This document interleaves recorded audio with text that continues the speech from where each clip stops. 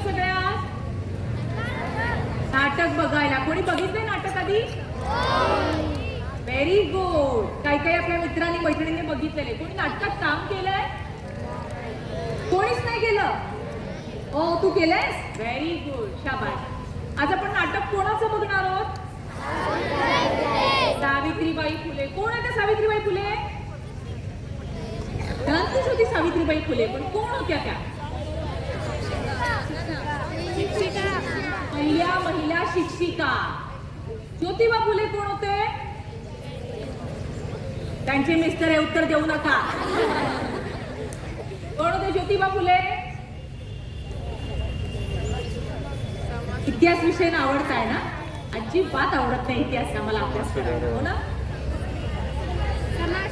समाज सुधारक. फक्त यांनीच अभ्यास केलाय, तुम्ही पण नाही अभ्यास केला अजिबात इतिहासाचा. मग व्हेरी गुड, समाज सुधारक होते. त्यांनी काय केलं? समाज सुधारणा बरोबर आहे. पहिली शाळा सुरू केली त्यांनी. कारण काय होतं, आपल्याकडे शिक्षणाचा अधिकार फक्त ठराविक वर्गालाच होता आणि त्या ठराविक वर्गातल्या फक्त पुरुषांना, मुलांना शिक्षण दिलं जायचं. मुलींना शिक्षणाचा अधिकार होता का? नव्हता.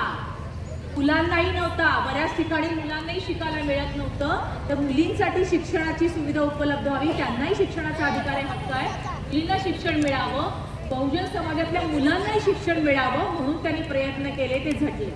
त्यांची गोष्ट आज आपण ऐकणार आहोत. हा, तर आपल्याला आता काय झालं, इतिहासात फक्त आपण 5 मार्काला अभ्यास करतो, त्यामुळे आपल्याला एवढंच माहिती आहे. सावित्रीबाई कोण? तर पहिल्या महिला शिक्षिका. आणि ज्योतिबा फुले कोण? तर समाज सुधारक. पण अशी खूप मंडळी आहे. तुमच्या अहमदनगर वासियांसाठी दुसरं महत्वाचं नाव ते म्हणजे न्यायमूर्ती महादेव गोविंद रानडे.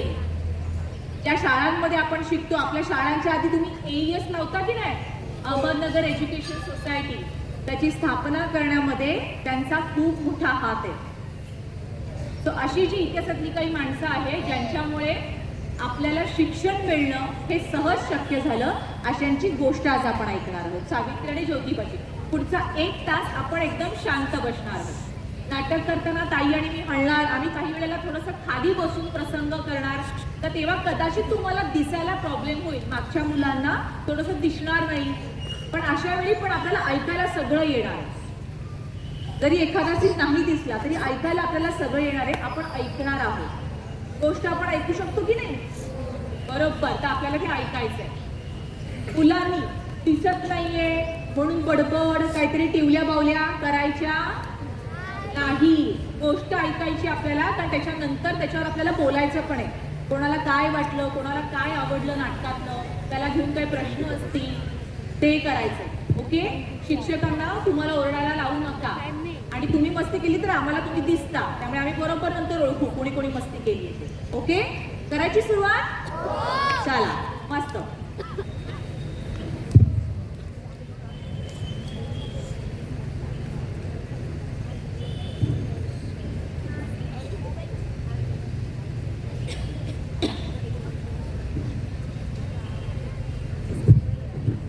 सादर करीत आहोत नाटक वय मी सावित्रीबाई.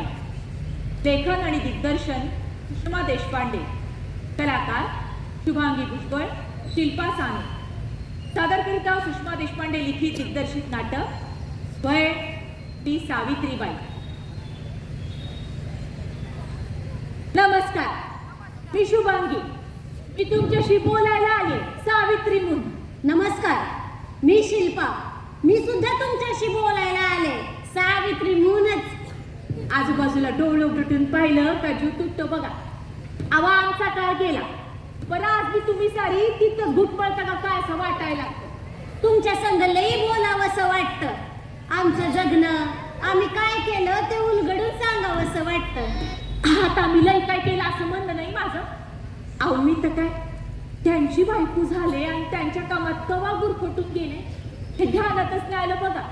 म्हणजे इतकी गुरफटले का ते का माझं कवा झालं हे बी उलगडलं नाही. आता बघा, मी जन्माला आली ती नायगावात. नायगाव सातारा जिल्ह्याच्या ठिकाणी खंडाळा म्हणून तालुका आहे.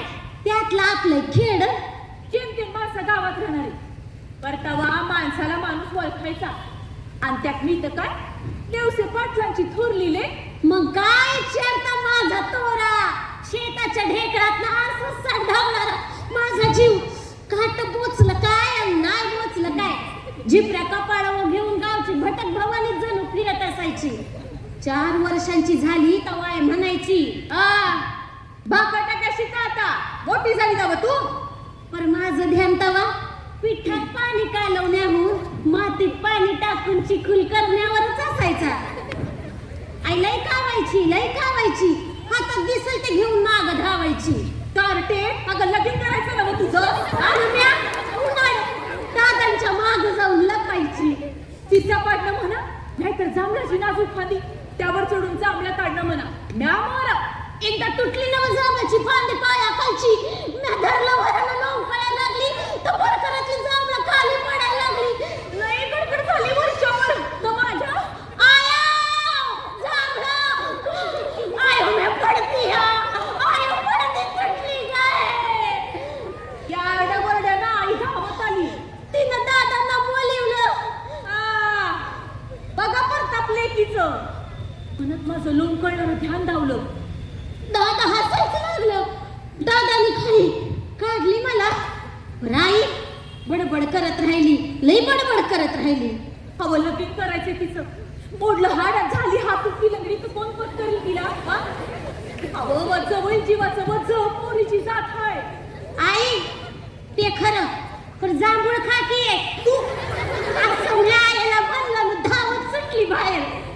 परतावर दादांनी बी विचार केला होता का पोरीचं लगीन करायचंय म्हणून. आणि पुण्याच्या फुल्यांच्या मुलाशी माझं लगीन ठरवलं. आता मला काय ठावत शेची कसं आहे ते प्रश्न पडला.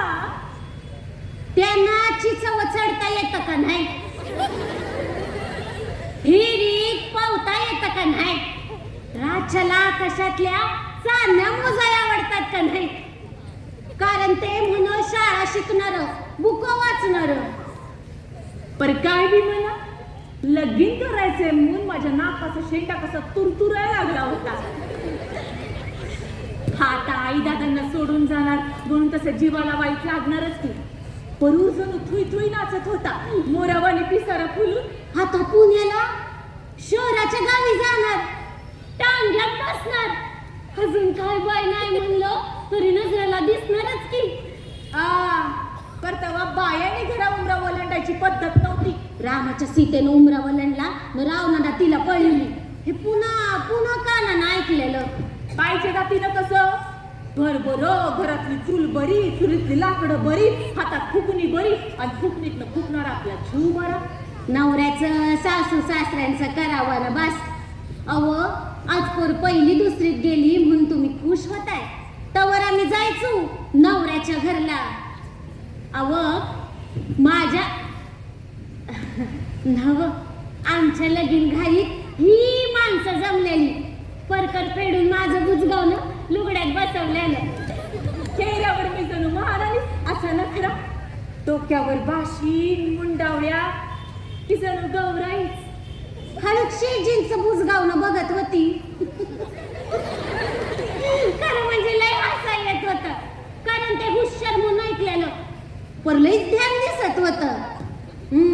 जशी मी आलीच गोड दिसतीय. लुगडा शिरला किडा आणि चावला कुठंच कोण. चावलं काय चावलंय. लुगडं निमारत फिटलं आणि कडाटली. अबे सावे अगं लुगडं सांभाळते ना होय. पर आयो किडा चावतोय. आता किडा चावतोय आता गपातल्या एकाला जाऊन काढ किडा. अगं सासूच्या माणसांवर हो काय तमाशा. तू तर करू नका समजा. हे बघ पोरीची जात नवं सहन कराय हवं. पर मी नाचतीये तर आमचं ते शेजी मोर आलं. आईला म्हणा अहो तिला रागावू नका. पोरगी असली म्हणून काय किडा तिला बी चावती असतं व. जा आज जाऊन बघा लुगड्यात काय शिरले ते. लुगडं माग म्या मोर, लुगडं माग म्या मोर. मॅत गेली किडा काढला. पर शेजींच्या बोलल्यानं जीव नुसता फुलून आला. माझं पती परमेश्वर. लगीन झाल्यावर सासर मला कधी परक नाही वाटलं बघा. एक तर सासर हे तुझं खरं घर हे तर कायमच ऐकलेलं. त्यात म्हणजे लई चांगलं होतं. सागर बुट खेळा नाही तर चंपुल्याचं डाव मांडा, लई प्रेमानं हाक मारून काम सांगायचं. आमचं शेती मात्र सदा शाळेत मशगूल असायचं. अहो ही मोठमोठाली पुस्तकं वाचायचं. शाळेत मास्तरांचं म्हणून लईच लाडकं होतं.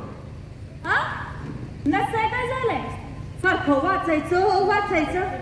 कधी माझ्या संग खेळा म्हटलं काही येळ नाही असं हसायचं. झालं शेठजींकडं. हा मला त्यासनी शेठजी म्हणणं लईच आवडायचं, लईच. अव शेठजी म्हणजे कसा रुबाबदार दिमाखाचा माणूस वाटतोय. शेठजींकडं त्याच्या शाळेला असलेले मैत्र यायचे. सदाशिव बल्लाळ गोवंडे, मोर विठ्ठल वाळवेकर, सखाराम परांजपे. काय बाय वाचायचे, बोल बोलायचे. त्यांचे मैत्र कसे समद्या जाती धर्माचे होते. तुमच्यात काय असतंय, आमच्यात काय असतंय असली चर्चा चालू असायची. एक दिवस मी त्यांचं बोलणं ऐकलं तेव्हा मला कळलं शेठजींना मामंजींनी मधीच शाळेतनं काढून घरी बी ठेवलं होतं. पर पुढं गफ्फारबेक मुन्शी आणि लेजिट साहेबांनी सांगितलं म्हणून शाळा पुन्हा सुरू बी झाली. लगीन लावल्यानं शाळेला जात्यात. आपण लई हुशार अशा बाता चालल्या. वय हाय तुम्ही हुशार, पराडाने बायको पुढे जरा ध्यान देणार का नाही? हे मी बोलायची गजगण संघ नाहीतर ठिकरी संघ. अव एक तर दिसभर शाळा, घरात असल्यावर हे वाच ते वाच, नाही तर लहुजी बुवा मांगकडं दांडपट्टा ढाल तलवार कसरत शिकणं. एक दिवस मी विचारलंच 30 वर्ष शाळा आणि बाकीला ही कसरत. तिथं आमच्या संघ खेळा कुणी बी नाही. तर मोठं असल्यावानी पासून म्हणतात कसं शेठजी. वय बुद्धीला शरीराच्या तंदुरुस्तीची जोड असेल तर जमतंय सर काम दाव. बायको संघ खेळणं तुमच्या कामात बसत नाही वय असं मी विचारलं आणि म्हणजे तिथं आलं धावपळच झाली माझी. आता म्हणजे मुरुशेची संघ कसं बोलणार हा? पर तसं मला कंटाळा येत नव्हता. अहो स्वयंपाक करायची, पाणी भरायची, झाडलोट करायची. पण शेठजींनी माझ्या संग बोलावं वाटायचं. आम्ही काही विचारलं तर ते नुसतं हसायचं. पुन्हा राग बी नाही यायचं त्यांचं. एक दिवस मी घर आवरत होती, समजा पुस्तकांचा पसारा काढला होता. आता घर नीटनीटकं ठेवाय हवंच की, तेवढ्या शेठजी आलं तिथं. अगं माझी समजा पुस्तकं कशा पायी काढलीस? आता झाडलोट करायला ग सावित्री. अगं माझं पान गेलं बघ पुस्तकाचं. घ्या पान काय ते. अगं कंच होतं पान. हा आता मला का ठाऊकच होतं पान ते, पण काय एवढं ते पुस्तकात. अगं ही समधी चरित्र आहे. ये बघ, ये शिवाजी महाराजांचं चरित्र. यो त्यांचा फोटो. आणि हे वॉशिंग्टनचं चरित्र आहे. यो त्यांचा फोटो. कुणाचा? ह्यो शिवाजी आपला होता. पर हे ते परक्याचं नाव दिसतंय जणू. अगं परका असू नाही तर घरचा. त्याने काम केलं असेल चांगलं तर तो जगला कसा, वागला कसा, त्याचा विचार काय हे वाचायच हवं की. वाचून तुमच्या डोक्यात बसतंय जणू. प्रयत्न कर तू या बसवायचा. आता हेच बघ, राईट्स ऑफ मॅन, थॉमस पेनचं पुस्तक आहे. यात माणसाचा हक्क काय, कर्तव्य काय समज सविस्तर मांडलंय. होय, तुम्हाला लिहिता येतं? मग तुम्ही बी लिहाल का अशी पुस्तकं? अगं लिवीन की. आणि लिवली तर मला वाचून द्यावाल. आपलं विचारलं कधी नव्हते पुस्तकावानं बोलल्यानं शेठजी बोलत होतं. म्हणलं हाच विषय घ्यावा आणि बसावं बोलत. शेठजी काय म्हणलीस? म्हणतलं नको तिची पवा आलं माझ्या. अगं पण काय म्हणलीस आता ते तरी सांग. काय नाही. सावित्री बघ, सांगायच हवं तरच आम्ही रोज वाचून जाऊ. नक्की वाचून द्यावाल रोज? वय परत सांग तरी काय म्हणलीस ते.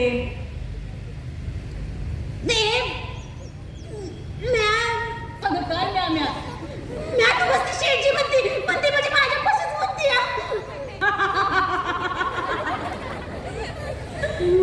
राग नाही आला? नाही आला ना राग? नाही अगं लई आवडलं नाव. म्हणजे आता रोज वाचून जाऊ ना? वय अहो शेठची भय म्हणताना गपुती वरून पण जीव नेसता आतून हरकून गेला होता. या घरातून त्या घरात, या दारातून त्या दारात नुसतं घरभर फिरा वाटत होतं. शेठजी रोज मला वाचून द्यावं. वाचता वाचता त्यांच्या पाण्यातल्या 4 गोष्टी सांगत. हिंदू धर्मात आणि मुस्लिम धर्मात जो फरक आहे, ख्रिस्ती धर्म माणसाचा कसा विचार करतो, जातीपातीनं आपलं कसं अधपतन होतंय. बाय बाय वाचायचो, बोल बोल बोलायचो. मी आपली जीव एक करून ऐकत बसायची. कुठून एवढं डोक्यात शिरलं माणसाच्या हे हा. माझा नवरा लई गुणाचा. अहो एक दिस शेजारच्या चंद्राक्का तिनं विचारलं, काय चाललंय रोज दुपारचं संध्याकाळचं? काय अहो ते वाचते आणि मी ऐकती. ऐकून भाकर यायचे का गोल? तर कालवनात मीठ टाका शिकायचीस. आता तेच वाचून धावते तर कान ऐकू. होय होय, पोरं झाल्यावर बंद होईल समज. पोरं झाल्यावर बघता येईल तवर तर ऐक.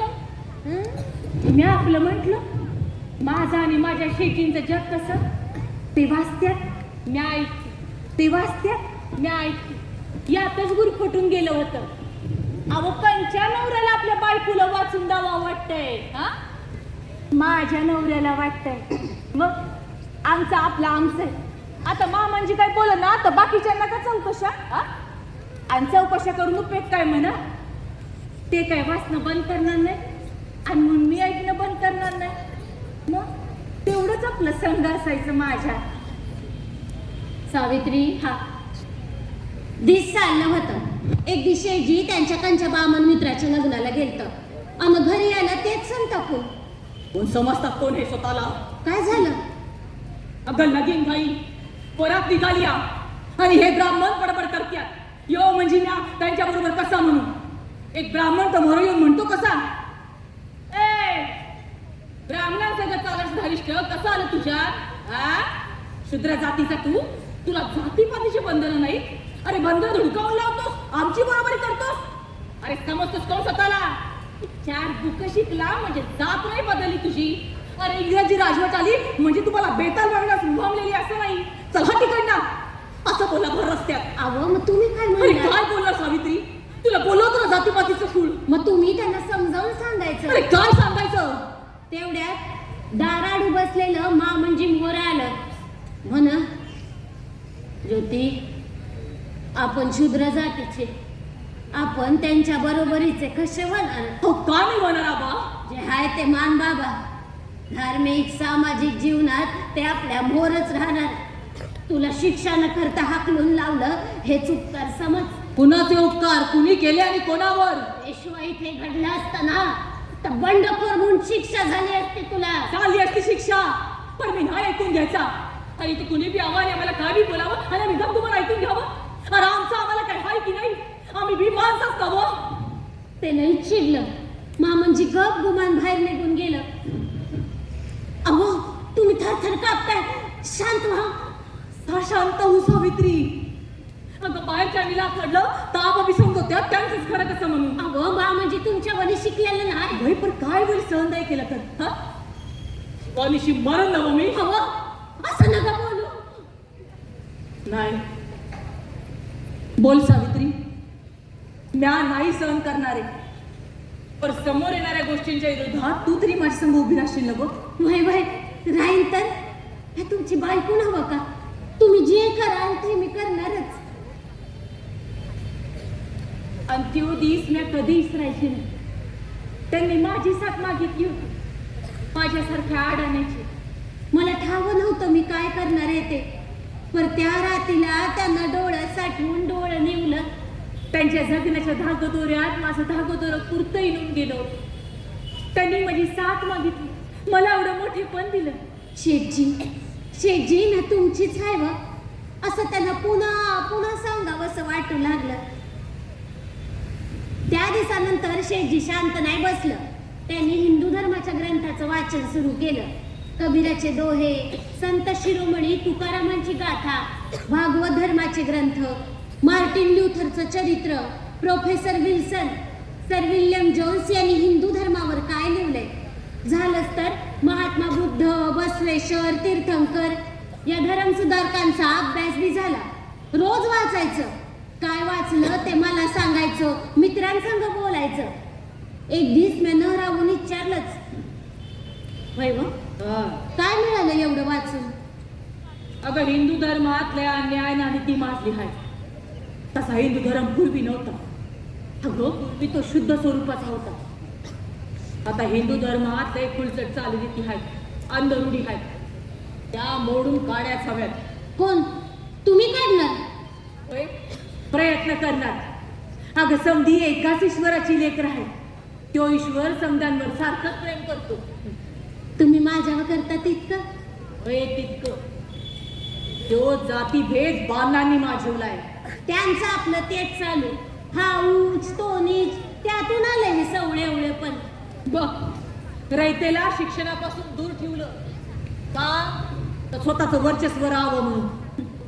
स्वार्थ स्वतःचा, त्या धर्माचा, रयतेचा, समतेचा इस्कोट केला. बघ अगं दुखड्याय मोठी पण पेशवाईत कळसाला पोचलं आणि इंग्रजाला घुसायला खावलं.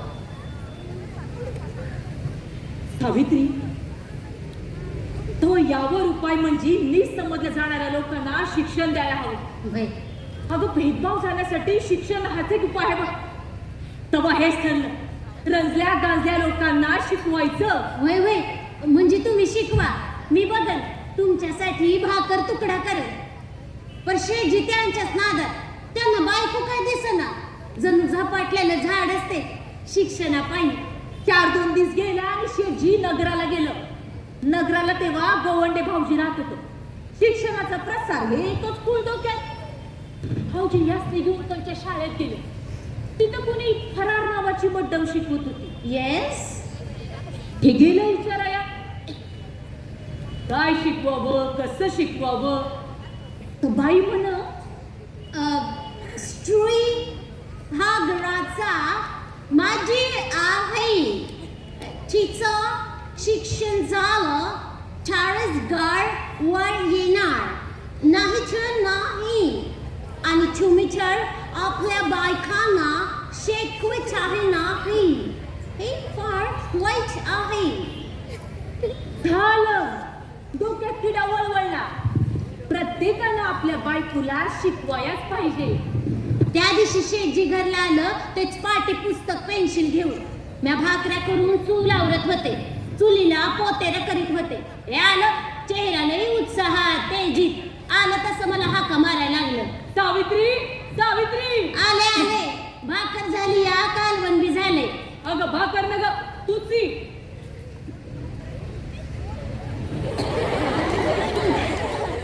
भया भया भया भया, आज काय झालंय का शेठजींना? हा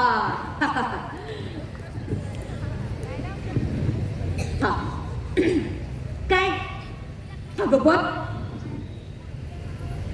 बघितलं? शिकवणार आहे. काय? अगं लिवाया वाचाया. कुणाला? अगं तुला. काय? होय, समज. काय? मला वाचता येईल? तुम्ही वाचता तसं लिहता येईल? शेटजी म्हणून ते हसायच लागलं. त्यांनी पाटी घेतली आणि त्यावर लिहिलं शेटजी. आणि म्हणा धर गिरीवाता. याला अजून चूर झाले. म्हणलं काय हो माझा नवरा? तर म्हणा गिरीवाता. हा. बघ, तो थो थो थो. हा, क ख हा. ग घ त थ द ध. त थ द ध. काना मात्रा येलांटी उकार आकार अन त्योच ध्यास. कला काना का का. कला काना का का. सावित्री, कला काना का का. बबन हात धर. हा. मला लई कंटाळा आलता. पर ते समोर बसलेलं म्हणलं शेठजी हात धरा. काय? तो डोळा वाटताना लिवती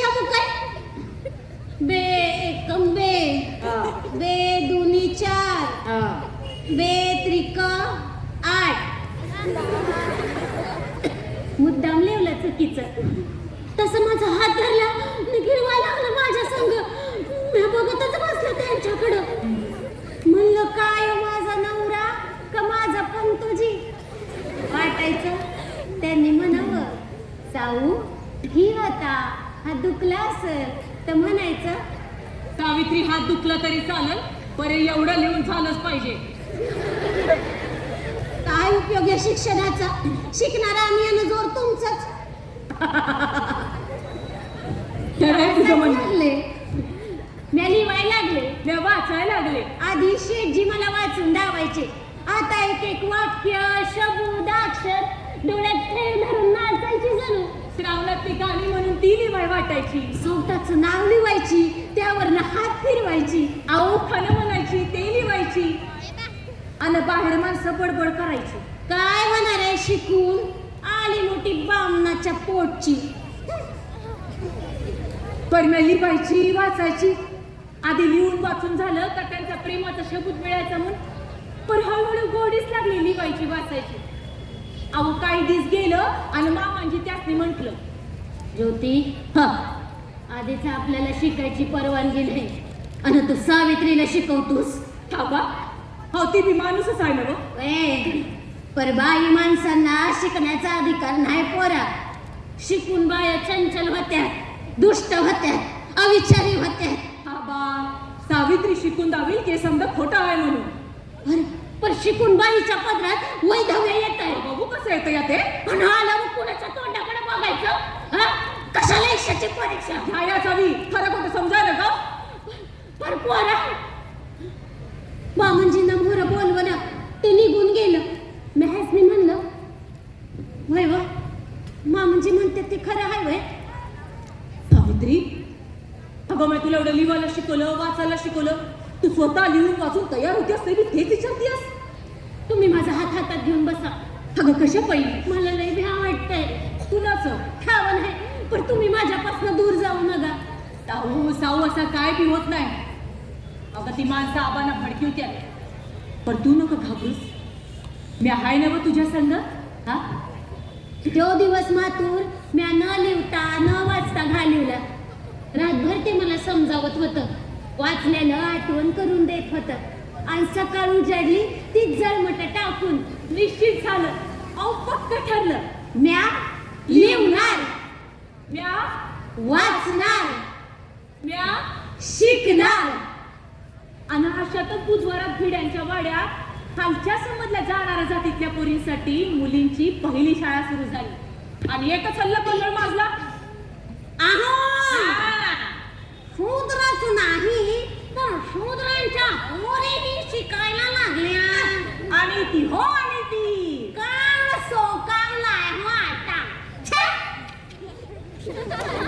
अहो काय कशा पैसे होतो. तो चालला होता आणि शाळा बी चालली होती. आणि तशातच अण्णासाहेब चिपळूणकरांच्या वाड्यात मुलींची दुसरी शाळा सुरू झाली. केशवराव भोवाळकर, जगन्नाथ सदाशिव, कृष्णशास्त्री चिपळूणकर अशी समधी होती कार्यकारी मंडळात. ईश्वरपंत थत्ते नावाचा बामण तेव्हा शाळा शिकवायचा. आधी शाळेच्या नावानं वरडा तरी बी शाळा बंद पडना म्हणल्यावर या पंतोजीला त्रास द्यायला सुरुवात केली की लोकांनी. कामावर जाऊ नकोस, जाती बाहेर टाकू. एक सूर आला. तुझ्या वागणुकीचे परिणाम तुझ्या मुलांना सहन करावे लागतील. दुसरा सूर पहिल्यात मिसळला. एक का दोन घाबरला नव्हतो. शाळा सोडली की त्यानं. त्या दिवशी शेठजी घरला आलं तीच काय करावं हा चेहरा घेऊनच. नुसता भिरभिर भिरभिर झालता जीव. इकडून तिकडं तिकडून इकडं, इकडून तिकडं तिकडून इकडं. अहो मिळेल दुसरा पंतोजी. वय व मिळेल दुसरा पंतोजी. वय परतावर शाळा बंद ठेवणं जमणार नाही. पण मनाचं एवढं पक्क पण कसं नसतं ह्या पंतोजींना. आता नसतंय की एकाचं मन पक्क. सगळं सहन करायला लागतंय. सावित्री तुझं मन हाय पक्क हाय घट. वय मी तुमची बायको नवं का. हा मग उद्यापासून तू चल शाळेत. कशा पायी. अगं 4 बुक वाचून दा तर ठरेल की काहीतरी. अहो नाही नाही सावित्री नाही तर तुला यायचं नाही व शिकवाया. अहो मी लग्न व्हायच्या आतच ते बाहेर गेलं होतं भवाळकरांकडं. त्यांचं ना भाऊजींचं काय बोलणं झालं ठाव नाही, पण भाऊजी लगोलग घरला आलं. वहिनी उद्यापासून तुम्ही शाळेत शिकवायचं हे ठरलं. अहो नाही मी काय काय म्हणते, बघा, अहो मी शिकवतो तुम्हाला कसं शिकवायचं अहो ते. तसं नाही. वहिनी आता ठरलं. दोघं माझं काय बी ऐकून घ्यायला पुन्हा बाहेर गेलत आणि दुसऱ्या दिवशी सकाळी फरमान निघालं. चला 8 पाला लवकर शाळेला जायचंय. अहो,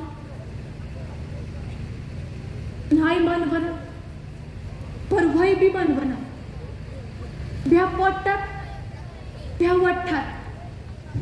अहो आजवर कधी घराबाहेर पडलेली नाही ना, आणि शाळेत जाऊन कसं शिकव बया. आता कुठं लिवाया वाचाया शिकली, आता काय बालिष्ट समजू स्वतःला. काय करावं पर का मडणार आणि माझ्या शेतीचा शब्द खाली कसा पडू देणार. मनाची तयारी करायला हवी. मनाची तयारी केली आणि घाट मनानं निघाले खरी, पर घराबाहेर पडले आणि घाट मन धबधब करायला लागलं. मी खाली मन घालून चालले होतो, संग शेठजी होतो. पर बाई माणसानं कामासाठी घराबाहेर पडावा असं दिसत नव्हतं. ते माणसं आजूबाजूला चालायला लागली, टकामका बघायला लागली. कोण रे ही डोक्यावरून पदर आणि तुरु तुरु चालली आहे. फुल्यानं बाई ठेवली बिवली की काय. पाऊल अडखळलं. मी आवंडा गेला आणि तशीच चालत राहिले. माणसं लई साधनं यायला लागली. मी शाळेजवळ पोचले तशी समजायच्या ध्यानात आलं का मी शाळेत चालली आहे म्हणून, आणि पुण्यात वार्ता पसरली बी. फुल्यांनी बायकोला शाळेत शिकवायला आणली. अधपतनाचा कळस झाला. एक शूद्र स्त्री शिक्षिका म्हणून शिकवायला लागली. देवा कसा होणार रे आता. आणि शाळेत मोरचार पोरी बघून माझा जीव मात्र भांड्यात पडला. म्हटलं पोरींनो, शाळेत शिकवावं कसं ते काय मला ठाव नाही, पण मला जे काही येतं या ते तुम्हाला सांगाया म्हणून आली. आवाजवर बडबड माहेरानंतर शेठजी संगत तसं आलं बोलता. तसं काळी ही शाळा आणि सांच्याला घरी शाळा शिकवावं कसं याची शाळा सुरू झाली. अहो माझ्या शिकवण्यानं लई चारडा वरडा व्हायला लागला. तेव्हा मग एकदा यासनी म्हटलं बी, अहो माझ्या शिकवण्यानं एवढा त्रास होणार असेल तर बघा की दुसरा पंतोजी नाही तवर करन म्या काम. अगं म्या शिकत होतो तवा बी असंच वरडले होते घसा सुकवून. आणि बिन पैशाचा पंतोजी परवडणारा असतो काय. शाळेला शिकवाय गेलं की खिडक्यांवर माणसं उभं राहायची, घाण शिव्या द्यायची. आता शाळेला गेल्या दार खिडक्या बंद करायला सुरुवात केली. बंद खोल्यातली ती बोट वाचन, वजाबाकी बेरीज, भूगोलाची माहिती, मराठ्यांचा इतिहास सांगणं अशी कामं सुरू होती. आणि बाहेर शेजी महार मागवाड्यात जायचं आणि त्यांना शिक्षणाचं महत्व सांगायचं. एक शूद्र स्त्री शिक्षिका म्हणून शिकवायला लागली. महाभयंकर. मायला माजले ते शूद्र. अहो बाईच्या जातीला एवढा जोर बरा नाही. आत्ताच ठेचलं नाही तर नाकेवर कडतील रांडीचे. या बाईला घरी बसवणं अवघड नाही. लई चर्चा. अव बाई माणूस शिकवतोय, लढा उभा ठाकलेला. पर घाबरून जमणार नव्हतं. अव आजच्या वाणी नुसत्या राजकारणाने सुटणारं कोडं नव्हतं ते. स्वतःला लई अक्कलाय समजणारं रस्त्यात अजून छेड काढायला लागली. कोणी बाजूनं जायचा थुंकायचा, कोणी मोरना आडवा यायचा ठाकरायचा. अव लगीन झालेली बाय ना शिव धाकधूक बी करायचा. एक दिसेकानं चिकूल फेकला अंगावर.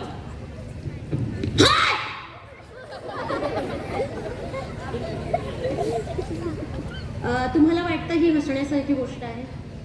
तुमच्या अंगावर जर कोणी चिखल उडवला तर दुसरं कोणीतरी तुम्हाला हसलं तर तुम्हाला आवडेल. मग ही हसण्यासारखी गोष्ट आहे. कोणी बाजूनं जायचा थुंकायचा. कोणी मोरला आडवा यायचा, हा करायचा. अव लगीन झालेली बाय ना जीव धाक दुबी करायचा. एक दिवस एकानं चिकूल फेकला अंगावर, तरी एकदा एकानं दगडच हाणला टाकूया.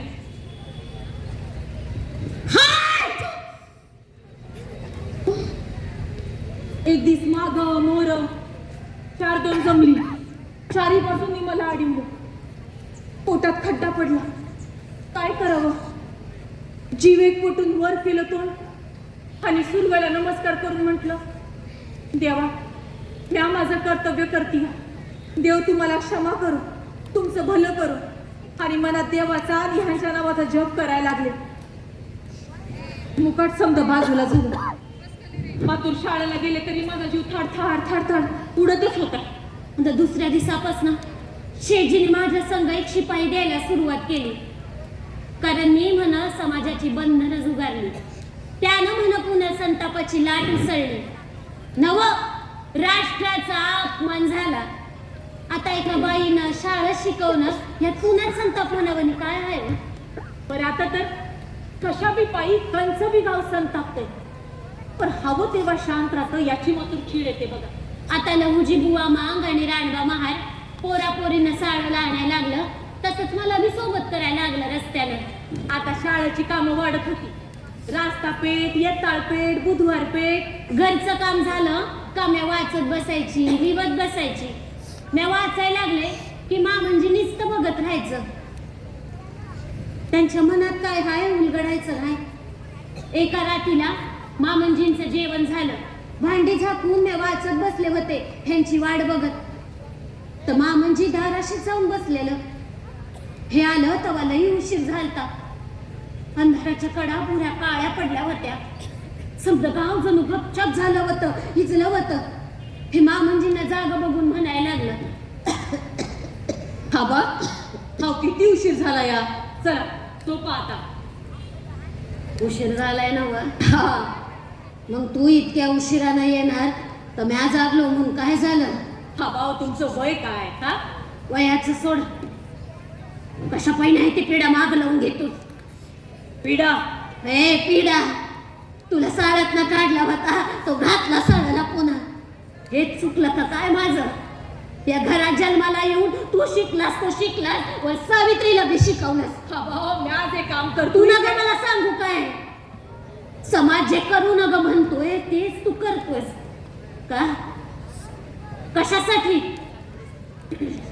रोज भागत भेटाया मला माणसं येतात. आधी सरळ सीधी बोलायची, मग दमबाजी करायला लागली. आणि आता तर मारामारी वाली आहे भाषा. कोण काय बोलत सांगा. नका काय करतोस तमाशा वाढवून. कसला तमाशा बा. म्या जे काम करतोय त्याला तळागाळातला समाज जागा होणार आहे. होईल बाबा होईल. पण माझ्या सुनाला कशा पायी उमऱ्या बाहेर काढलंस. हो काय झालं त्यानं. सावित्री शिकली, शिकवा लागली तर आम्ही बाकी बायना म्हणू शकतो. अरे चला बाई शिका, डोकी वापरा. अरे कशासाठी वापरा डोकी. ठेविल्यानंतर पैशाची राहावे हे कळत आहे बाई तुम्हाला. उगाच डोक्यावर ताण ओढून घेताय. हा भाऊ का महत्वाचं मानलंय मी. हा माणसावानी माणूस एक वरचा आणि खालचा कसं मानावा. आणि बाई नाही कमी का लेखावं. आणि एकदा काम आहे जगणं मानल्यावर बाकी थांबत्या का बा. हे बघ तू नका मला काम सांगू. तू कर तुला काय करायचंय ते. पर माझ्या सुनाला नेऊ नका बाहेर. हे बघ तुझ्या संग बोलत नाही कारण तू म्हणतो ते पट्ट बी.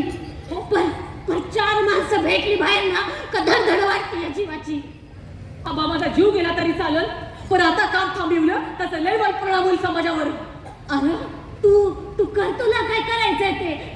पण सावित्री बी काम चालूच ठेवणार. एकदा थांबलं का संपलं. आता आम्ही नाही थांबू शकत आबा. छोटी काय करू रे मी. माझ्यासारख्या बापानं काय करावं. उखाड्यात अडकल्या वारी झालंय. नुसतंच घाव बसत्यात वरनं. छोटी आज मी बाहेर लोकांना कबूल करून आलो या. एकतर ती दोघं शाळा सोडत्या. हा? होय, तुला कसं म्हणू घराबाहेर हो? सावित्रीला बी असं कसं सांगू परत? मामांजी नमोर बोलवलं, मामांजी निघून गेले. मी आता आत रडायला सुरुवात केली. थाकलेली भांडी तशीच होती, कानगिळवना घशाखाली. ते आणि मी रातभर समोरासमोर बसून होतो. वर्षभूत फुटना, डोळ्यातलं पाणी आटना. पहाटेचं कोंबडं आरवलं तशी म्हटलं, पड जरा, सकाळला उठून घर सोडायचंय. कसली वजो सत्य सत्याशी मन केले ग्वाही, मानियले नाही बहुमता. दिस उजाडला, आवरून चार कापड घेऊन मामंजींच्या पायाशी मस्तक ठेवलं आणि परडा फुटला.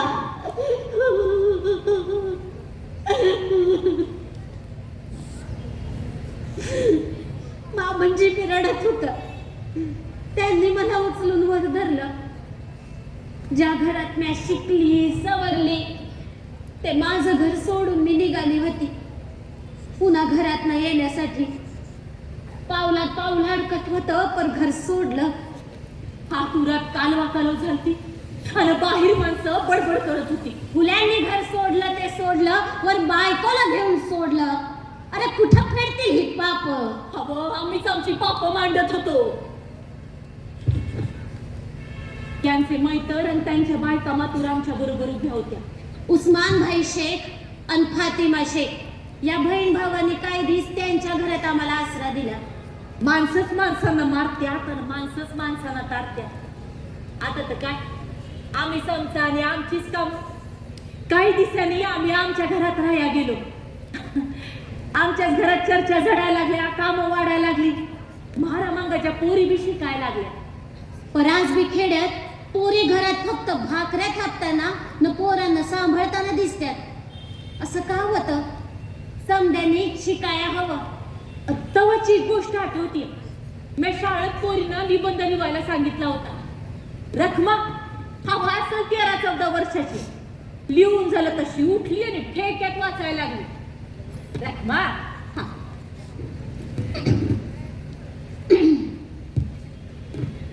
निबंधाचं नाव मी अन माझा धरम.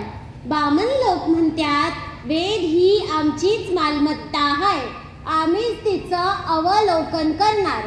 तर यावरनं असं उघड दिसतया की आम्हाला धरम पुस्तकच नाही आहे. जर वेद बामणांचा आहे तर वेद सांगतो त्याप्रमाणे वागणं ह्यो बी त्यांचाच धरम आहे. आम्हाला धरम पुस्तक वाचायची परवानगी नाही, मोकळीक नाही. तर धरम पुस्तकात लिहून दिलेला धरम आम्हासनी लागू होत नाही असंच दिसतंय का नाही? तर हे भगवाना, तुझ्याकडून आलेला कंचा धरम आम्हासनी लागू होतोय ते कळी, म्हणजे आम्ही त्याप्रमाणे वागण्याचा अनुभव घेऊ. पया पया पया पया, हो मी ऐकतच राहिली. एवढीशी पोर बोलत होती काय? आपण जे शिकवतो त्याचं सार्थक झालं वाटलं बघा त्या दिसाला. पर आज ते सार्थक परलयाला गेले. आवाजीच्या गाड्या निघालेली फौजच हायजन. गाडल्या लवकर या पिढी नाही पुरत आणि गाडून गाडून सरलं तर ती काय पिढ्या उरत अशी तरा झाली आहे. पर तवा तसं नव्हतं. विचार तवा असा गाडला गेला नव्हता. एका रात्रीला जेवण झाल्यावर समधी माणसं आपापल्या घरला गेली. मी अंथरुणं घातली, दिवा बारीक केला. मंद उजेडात दिसभर काय झालं ह्याची उजळणी चालली होती. न मागल्या दारात ना जोरात काय पडल्याचा आवाज आला. पर शांत झालं. पुन्हा मागल्या दाराचा कुरकुर आवाज आला. अहो तुम्ही थांबा. बर, कोण हाय? कोण हाय?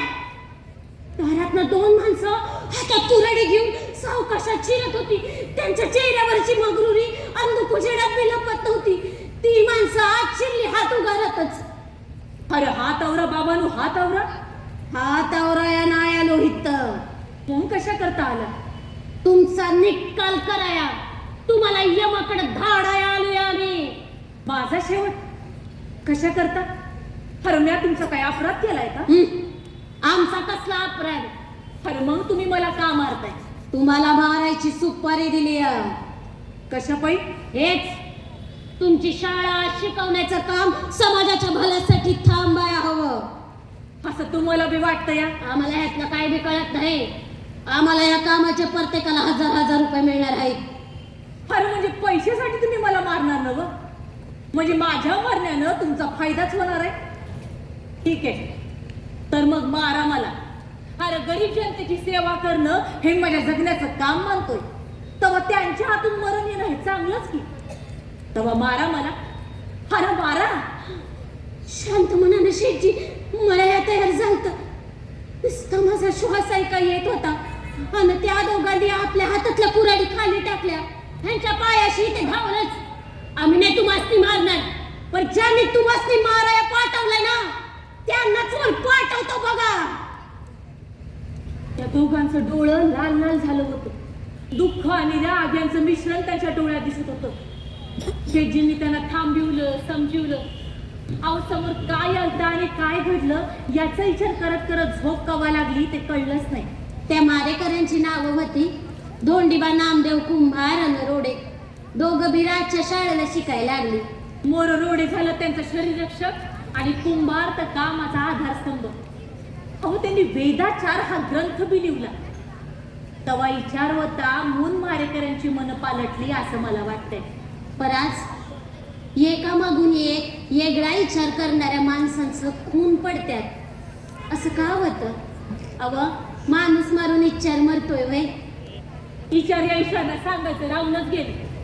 अव शाळा चाललेली, जाता येता दाराड विधवा मुंडन केलेल्या पोरी दिसायच्या. त्यांना मना अशुभ मानायचं. माझ्या जायच्या वाटेला रोजासीच एक वर मला लांब बघायची. हळूच एक दिवस मग शाळेतला घरी येत होते. तिनं मला बघितलं आणि लांबून लपत छपत माझ्या मागणं चालायला लागली. माझं बी लक्ष तिच्याकडेच होतं. घर जवळ आलं तशी पटकनी घरात शिरली. अगं जीव जणू भांड्यात पडला. ये बाय ये.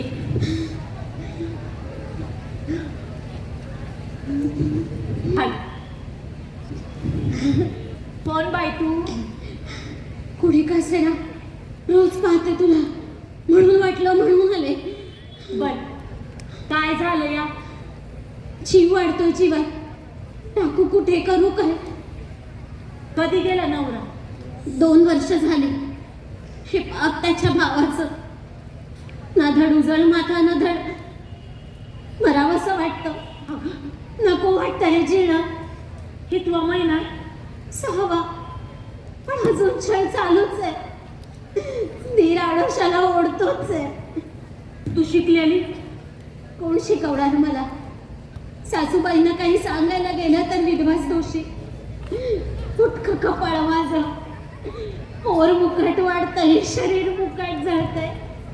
हे पोट घेऊन मी जगू तरी कशी, करू तरी काय? ती पोर रडायला लागली. तिला समजावत असताना शेठजी आलं तिथे. ऐक, आम्ही करू तुझ्यासाठी काही. तिला समजावलं आणि परत पाठवलं. वैभव हे असंच घडत असेल नेहमी. वय घडतच असं. असं म्हटलं आणि शेठजी बाहेर गेले मित्रांकडे. पुन्हा घरी आलं ते सुन्न होऊन. सावित्री, हा काय खरं नाही बघ्या पोरी बाळींचं. का हो? घरातले पुरुषच या पोरींचा भोग घेतात आणि वाढली पोट तर पोर जन्माला घालून मारत्यात हे करंटे. काय? अहो ती इवलीशी पोरं. त्यांची पाप बाहेर दिसू नयेत म्हणून कोवळ्या जीवांची हत्या करतात ते लोक. नाही नका सांगू काही. अहो पोर काय कुणाचं पाप म्हणून जन्माला येतं? ते तर जन्माला येतं गप गुमान. लहान लहान पोरांचं मुडद्याचं ढीग जणू मला नजरेला दिसत होतं. सावित्री, आपण ह्या पोरींना बाळंत व्हायला इथं आणूया. अहो कोण लावील आपल्या इथं? काय झालंय ना लावाया? आपलं पाप निस्तराया कोण उभं राहत आहे म्हणल्यावर मागल्या वाट्या नका व्हायना. हे करणं मानतील हे लोक. अहो पण पैका काय येतोय ग? मुशीचं दुकान हाय ना मळा बी चाललाय. अजून नवं काम बघू. तुझं बिराज या शिवायचं काम वाढीव. आव्हान शाळा शाळा सांभाळायला शाळेची कार्यकारी समिती आहे. शाळा काय आपल्यावर अवलंबून आहे असं नाही. तेव्हा आपण आता नव्या कामाला लागायला पाहिजे. आणि बघता बघता ठरलं बालहत्या प्रतिबंध गृह सुरू करायचं. असा आश्रम सुरू केला हे समजांच्या ध्यानात यावं म्हणून शेठजीने जाहिराती छापून घेतल्या. वर मोठ्या अक्षरात लिहिलं काळं पाणी टाळण्याचा उपाय. आणि मोर लिहिलं ज्या बायांचं आडमार्गानं पाऊल पडलं असल त्या बाईनं ज्योतिराव गोविंदराव फुले यांच्याकडे येऊन बाळंत होऊन जावं. बाळंतिणीचं नाव गुप्त राखण्यात येईल. बाई अशा जाहिराती ठिकठिकाणी लावल्या होत्या. पुण्यात तर लावल्याच होत्या पण पंढरपूर नाशिक वाई काशी अशा तीर्थाच्या ठिकाणी बी लावल्या होत्या. होय तीर्थाच्या ठिकाणी या पोरी जीव द्याया जायच्या. बालहत्या प्रतिबंध गृह सुरू झालं आणि माझा समजा येईल त्या एवढ्या पोरांच्या आणि पोरींच्यात जायला लागलं. कामाचा व्याप वाढायला लागला होता ना. मामंजीनं बरं नसल्याचं समजलं. मामंजी पुरं थकलं होतं. ह्यांचं म्हणणं त्यांनी मान्य केलं आणि ते घरी यायला तयार झाला. आमच्या मामंजींचं करणं मला कधी काम नाही वाटलं बघा. मामंजींना भेटाया दादा माझं वडील आलतं. दादा मामंजी घरात मी पूर्णाचा घाट घातला. दादा जेवलं पोट भरले लेकीच्या हातचं न बाहेरच्या खोली ह्यांच्याशी बोलत बसलं होतं. जावय बापू अव काय म्हणतात डॉक्टर. डॉक्टर काय तसं सांगतात. आपण आपलं औषध देत राहायचं. बर माझ्या एका म्हणण्याचा विचार करणार भय करू की. हा असं बघा परताना नातवड डोळ्यांनी बघायला मिळालं असतं म्हणजे बरं वाटलं असतं. बरं मग नाही तुमच्या म्हाताऱ्याच्या इच्छेचा जरा विचार करा. होईल की पोर. अहो कवा होईल. हा आजवर नाही झालं इथलं मोर कवा होणार. नशिबात नसल तर नाही होणार. अहो कसलं नशीब वंशवाड्या पोरन ग. कसला वंश वाढवताय. बालहत्या प्रतिबंध गृहातली पोरं माझी आणि सावित्रीचीच आहेत. हा असं म्हणून तुमची होत्या ती पोरं वयवत्यात. नाहीतर काय करावं म्हणा. अहो दुसरं लगीन करावं. दादा हे तुम्ही बोलताय. होय कवा असेल माझी पोरवा असं तुम्हाला पोर नकोय का. दादा माझ्या सावित्रीला वांज म्हणू नका. अहो तिचा अपमान कशा पायी करताय. मीच नपुंसक नसल कशावरनं. आपण डॉक्टरकडे गेलो न डॉक्टर म्हणले ज्योतिबातच आहे न सावित्री म्हणली मला मूल हवंय तर लावाल तिचं दुसरं लगीन. हो जावय बापू काय बी बोलू नका. काय बी नाही खरं तेच बोलतोय. मी तिला सवत आणू शकतो तर ती मला सवता का नाही आणू शकत. हे बघा तिच्या आईचं बी म्या तिच्या आईचं म्हणणं तुम्हाला विचारलं नाही तवा उगाच सांगू नका. मूल हवं म्हणून मी आणि सावित्री संग राहत नाही हे ध्यानात ठेवा. मी तिच्या संग लगीन केलंय. तिला आपलं म्हणलंय आणि तिने बी मला स्वीकारलंय. या मोर मला बोलायला लावू नका. या तुम्ही. दादा रागाच्या भरात निघून गेले. आत्मा म्हणजे अस्वस्थ झालं. मी त्यांच्याकडे धावले तर ते म्हण सावित्री छोटीला मूल हाय हवं ग. दुसरं लगीन म्हणजे एवढाही प्रीत आहे पोरी. बरे त्याला कसं समजावू. अण्णा विचार करायला लागले काय होईल शेठजींचं दुसरं लगीन लावलं तर. अण्णा ठरवलं शेठजींचं दुसरं लगीन लावायचं. पण ते काय माझं म्हणणं असं पटकन मानणारातलं होतं वय. अशातच काही दिवसात मामंजी गेलं. शेठजींनी त्यांच्यावर शेवटचं संस्कार केलं. मातूर 13व्याला गरिबांना अपंगांना जेवायला घातलं. गरीब विद्यार्थ्यांना पुस्तकं वाटली. माझ्या मनात मातूर रुक राहिली. मामंजी नातवंडाचं तोंड बघून गेला असता तर. आणि मामंजींच्या जाण्यानं ह्यांच्या दुसऱ्या लग्नाचा विचार माझ्या मनात जास्तच पक्का व्हायला लागला. एक दिवस तिनं सांजला अशीच विचार करत बसली असता शेठजी पुन्हा पोरीला घेऊन आले. तर तुझ्या लेकीला घेऊन आलूया. मी तिला हाताशी धरलं, जवळ बसवलं. रडून रडून डोळं सुजलं होतं, नाक लाल झालतं. नवऱ्या मग पुन्हा दुसऱ्याच्या कर्माचा जीव वाढत होता पोटात. नाव काय तुझं? काशी. जीव द्या निघाली होती नदीकडं. हा अव तुम्ही तिथं गेलात म्हणून तिला घरला आणू शकलात. अगं जीव एवढा सस्ता आहे वय. हा पोर नवा श्वास घ्याय येत, त्याला हवा तसं जगू द्यावा. आपण केलेल्या चुका त्याने करू नये म्हणून त्याला चांगला माणूस बनवावा. आणि मुलगी झाली तर? अगं मुलगा झाला काय न मुलगी झाली काय. हे बघ तुझं पोर तू चौथाच्या हाताने आमच्या वटीत घाल, आम्ही ते आमचं समजून वाढवू. काशी फार बोलायची नाही, दाराडलं पछपत खालमानानं असायची. म्हणायची मी अंधारातच बरी आहे, माझी अशुभ सावली तुमच्यावर नको पडायला. तिला खाया घालायला लागले का म्हणायची. पापिणीला खायला घालण्याचं पाप का करता? दुखलं खुपलं काय होतंय कधी काय बोलायची नाही. थोड्याफार फरकानं समजा तशाच असायच्या, पण काशी लईच कुडायच्या आतल्यात.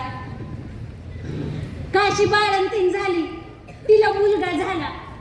आमच्या वटीत पोर घालून चालती झाली ती कवडी बाळंतीण. 12व्या दिवशी आम्ही घरात पताका लावला, पोराला पाळण्यात घातला, नाव ठेवलं यशवंत.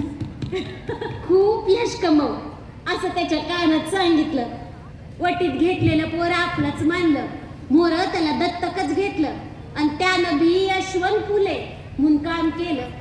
यशवंत आमचा मुलगा म्हणूनच लहानाचा मोठा झाला. अहो बामणबाईच्या पोटी जन्माला आला म्हणून मला परका नाही झाला. पराज बी जात लईच बोलते का तशा जादच बोलायला लागली.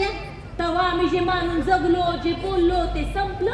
अव आता कुठं लोकांची दत्तक घ्यायची तयारी होती या, पर जन्माला आलेल्या त्या पोराला जात कशा पाय चिकटवताय. कुणी म्हणतो ज्योतिबांनी मुलींची पहिली शाळा काढली, भारतात पहिलं बालहत्या प्रतिबंध गृह सुरू केलं, सावित्रीबाई पहिली स्त्री शिक्षिका. असल तसं असल, पर तेवढंच म्हणून गपका व्हायचं. तेव्हा आम्ही आमच्या खर्चानं आश्रम सुरू केला. मोर तसाच आश्रम पंढरपूरला सुरू झाल्यावर शेटजीने इथलं काम थांबवलं. शेटजी म्हणायचं एक काम दुसऱ्यानं हाती घेतलं तेव्हा आपण नव्या कामाला लागू शकतो. ते काम म्या सुरू केलं म्हणून तिथं माझ्या नावाची खुर्ची असायच पाहिजे असा आमचा धर्म नव्हता. पर आम्ही सुरू केलेली समधी कामं आज कोण हाती घेतय? मग कोण घेतय तेवढ्या मनापासून? बघा विचार करा थोडा ये शांत मनानं. आमच्या घरातला पाण्याचा हौद आम्ही समद्यांसाठी खुला केल्याची घटना आजकाल शिसले नावाजली जातीया. तेव्हा पेशव्यांनी पिण्याच्या पाण्यासाठी हौद बांधलं होतं पुण्यात, पण त्या पाण्याला महारामांगांना शिवायची बी परवानगी नव्हती. आणि अशात उन्हाळ्यात जीव काढायचा. अवा असाच भरून चार या बहिणी आपल्या पोटच्या परांना घेऊन अन्नासाठी नाही तर पाण्यासाठी वनवन फिरत होत्या. पाणी वाढ माय पाणी, पाणी वाढ बाय पाणी. पण त्यांची सावली पुन्हा घरातच बाईच्या अंगावर पडली आणि घ जप झाला की वो सावलीच्या स्पर्शानं बी इटाळ होण्याचा काळ होता तो. या बहिणी पाण्यासाठी तडफडत होत्या आणि आतून चप्पल फेकली गेली. चला चालत्या वा काय तमाशा लावून ठेवलाय? आले पाणी बघायला, स्वतःची सावली कुठे पडते बघतात का? माझ्या बापा 8 दिवस झालं तोंडात पाणी नाही, पाणी पास आणि हवा तेवढं मार. माझा पोर मराया टेकलंय बघ.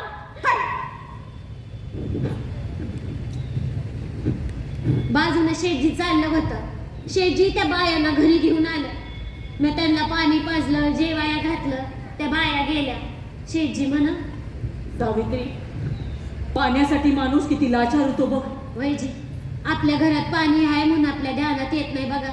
वय पण माणसाला पाणी महाग करणारी माणसं नवत, कारण निसर्गाने दिलेले पाणी हिसकावून घेणारे कोण महाभाग. आपण या लोकांसाठी पाण्याची काहीतरी व्यवस्था करायच पाहिजे. आपल्या घरात पाण्याचा हौद आणि आपण काय चर्चा करत बसलोय हे आमच्या ध्यानात आलं आणि आमच्या घरातला पाण्याचा हौद समद्यांसाठी खुला केला. काही वर्षामाग सरकारनं आमच्या घराचं स्मारक केलं. लई बरं वाटतं समद्यांना. पण बायांचं पाणी किंवा तोडलं सरकारनं, लई लागतं बघा माझ्या जीवाला. आता लोक मागं लागायला लागले. का आपण आपल्या समाजाची स्थापना करायला पाहिजे. आता आमच्या मनानं घेतलं मग ते काम होणारच, विचार कृतीत येणारच. बैठका सुरू झाल्या, विचार पक्का झाला. आणि 24 सप्टेंबर 1873 सत्यशोधक समाजाची स्थापना झाली बी. सत्यशोधक समाजाच्या कामासंग बाकी कामं चाललीच होती. अव शूद्रांच्या पोरांसाठी आम्ही बोर्डिंग खोललं होतं. 25-30 पोरं तिथं होती. गरीब पोरं पैका नाही द्यायची, पण श्रीमंत घरची द्यायची पैक. काकू जेवण जेवण. काकू आंघोळीचं पाणी. काकू चाय. काकू याचं उत्तर सांगा ना. काकू गुंडी तुटलीये, लावून द्या ना. काकू गोष्ट वाचून दाखवा ना. काकू शाई सांडली माझी. काकू काकू काकू. ओ काकू. या पोरांचा करताना जीव थकण्यावर मला उत्साहच वाटायचा. यशवंताला बरं असायचं. अहो यांची भांडणं सोडवणं म्हणजे मला मौजच असायची. पण 1877 मध्ये मातूर अशी कामं का मांडतोस मोर, असं त्या निर्मिकाला म्हणावं वाटायचं. लई मोठा दुष्काळ पडला होता. सावित्री, या माणसांचा हाल बघवत नाहीत ग. तेजींच्या डोळ्याच्या कडावा लावल्या. 100 वर्षात असा दुष्काळ झाला नाही. लोखंडे बी त्यांच्या संग होत. होय, 35 नवीन 8-10 जण सुकून गेली. हे का जन्मदात्रीनं स्वतः इश खाल्लं, लेकाला घातलं आणि गेली वर बिचारी. या डोळ्यांनी माझी प्रेत बघितली.